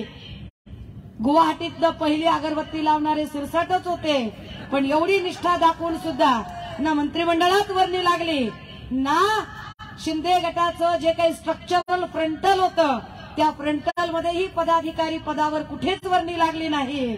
भावाला एवढा ताण आला की बिचाऱ्याला हार्ट अटॅक आला. ते वाईट आहे. त्याला लाख वर्षाचं आयुष्य मिळावं, त्यानं जगजग म्हातारं व्हावं आणि म्हातारपणापर्यंत त्यानं आमचीच सत्ता बघत नुसतं टुकटुक टुकटुक बघावं आणि आम्ही टुकटुक माकड करून सत्ता करावी. संजय सिरसाट सारख्या माणसाला हे कळलं पाहिजे, प्रदीप जयस्वाललाही कळलं पाहिजे. अरे 5-5 जण गेला असाल तुम्ही, पण 5-5 जण जाऊन सुद्धा ही सभा इतकी यशस्वी होते कारण तुम्हाला दिलेली मतं तुमच्या कर्तृत्वावर नव्हती.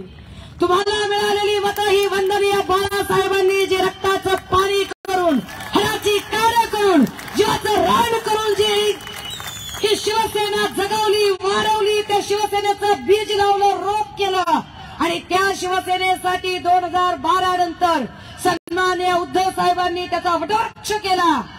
त्याच्या छत्रछायेखाली तुम्ही होतात, पण तुम्ही एवढं पाप केलं की ज्या झाडाच्या सावलीखाली बसलात त्या झाडाच्या मुळावर कुऱ्हाड उचलायला लागलात. त्यामुळे तुम्हाला गाडल्याशिवाय शिवसैनिक राहणार नाहीत. या महाप्रबोधन यात्रेच्या निमित्ताने दादा हो, एकच विनंती असेल, धर्म आणि जातीचं राजकारण कधीच शिवसेनेने केलं नाही. ते केलं असतं तर माझ्यासारख्या लेकराला इतकं आपुलकीनं मातोश्रीनं आणि शिवसेनेनं स्वीकारलं नसतं. मातोश्री आणि शिवसेना उदार आहे, कृपाळू आहे, कडवाळू आहे, मायाळू आहे. शिवसेनेने कधीही जात बघितली नाही, धर्म बघितला नाही, पण जाणीवपूर्वक जाती धर्माचं कार्ड जर भाजपकडून खेळलं जात असेल तर जागे व्हा, शहाणे व्हा. तुमच्या येणाऱ्या पिढ्या सुरक्षित करण्यासाठी तरी इथून पुढे थोडासा विचार करा. मी संदीपान भाऊवर बोलणार नाही कारण पैठण मध्ये लय बोलून झालंय त्याच्यावर, पण तरी सुद्धा भाजपच्या अधिकृत पेजवरून लिहिलं गेलं आणि संदीपान भाऊनी सांगितलं की अंधाऱ्याताई अंधारात आल्या म्हणून त्यांना विकास दिसला नाही. संदीपान भाऊ, मी खरंच अंधारात आले, तुमचं म्हणणं खरं आहे, मी खरंच अंधारात आले होते कारण संदीपान भाऊ तुम्ही स्ट्रीट लाईट लावल्याच नाहीत. संदीपान भाऊ तुम्ही रस्त्यावरच्या लाईटी लावल्या नाही. आणि जे भारतीय जनता पार्टीच्या अधिकृत पेजवरून संदीपान भाऊची बाजू घेऊन बोलतात त्यांना पुन्हा एकदा माध्यमांच्या समोर सांगते, 40 ज्याच्यामध्ये भारतीय जनता पार्टीच्या लेटर हेड सकट 40 लेटर हेडवरची मी निवेदनं वाचली, ज्याच्यात एकच मागणी होती संदीपान भुमरेंकडे की आमच्या शहरात मुतारी नाही. ह्याच्यावरून काय ते विकास त्यांनी समजून घ्यावा. अधिक मला बोलायला लावू नये, मला कुणाच्याही भावना दुखवायचा हेतू नाही, पण तरी सुद्धा जर आमच्या 5ही भावांची, त्यांच्या कार्यकर्त्यांची किंवा खबऱ्यांची मनं दुखली असतील, वाईट वाटलं असेल, त्यांना राग आला असेल, तर या 5 जणांची आणि त्यांच्या कार्यकर्ते आणि खबऱ्यांची यापैकी मी एकाचीही माफी मागणार नाहीये. थांबते, रजा घेते. जय महाराष्ट्र.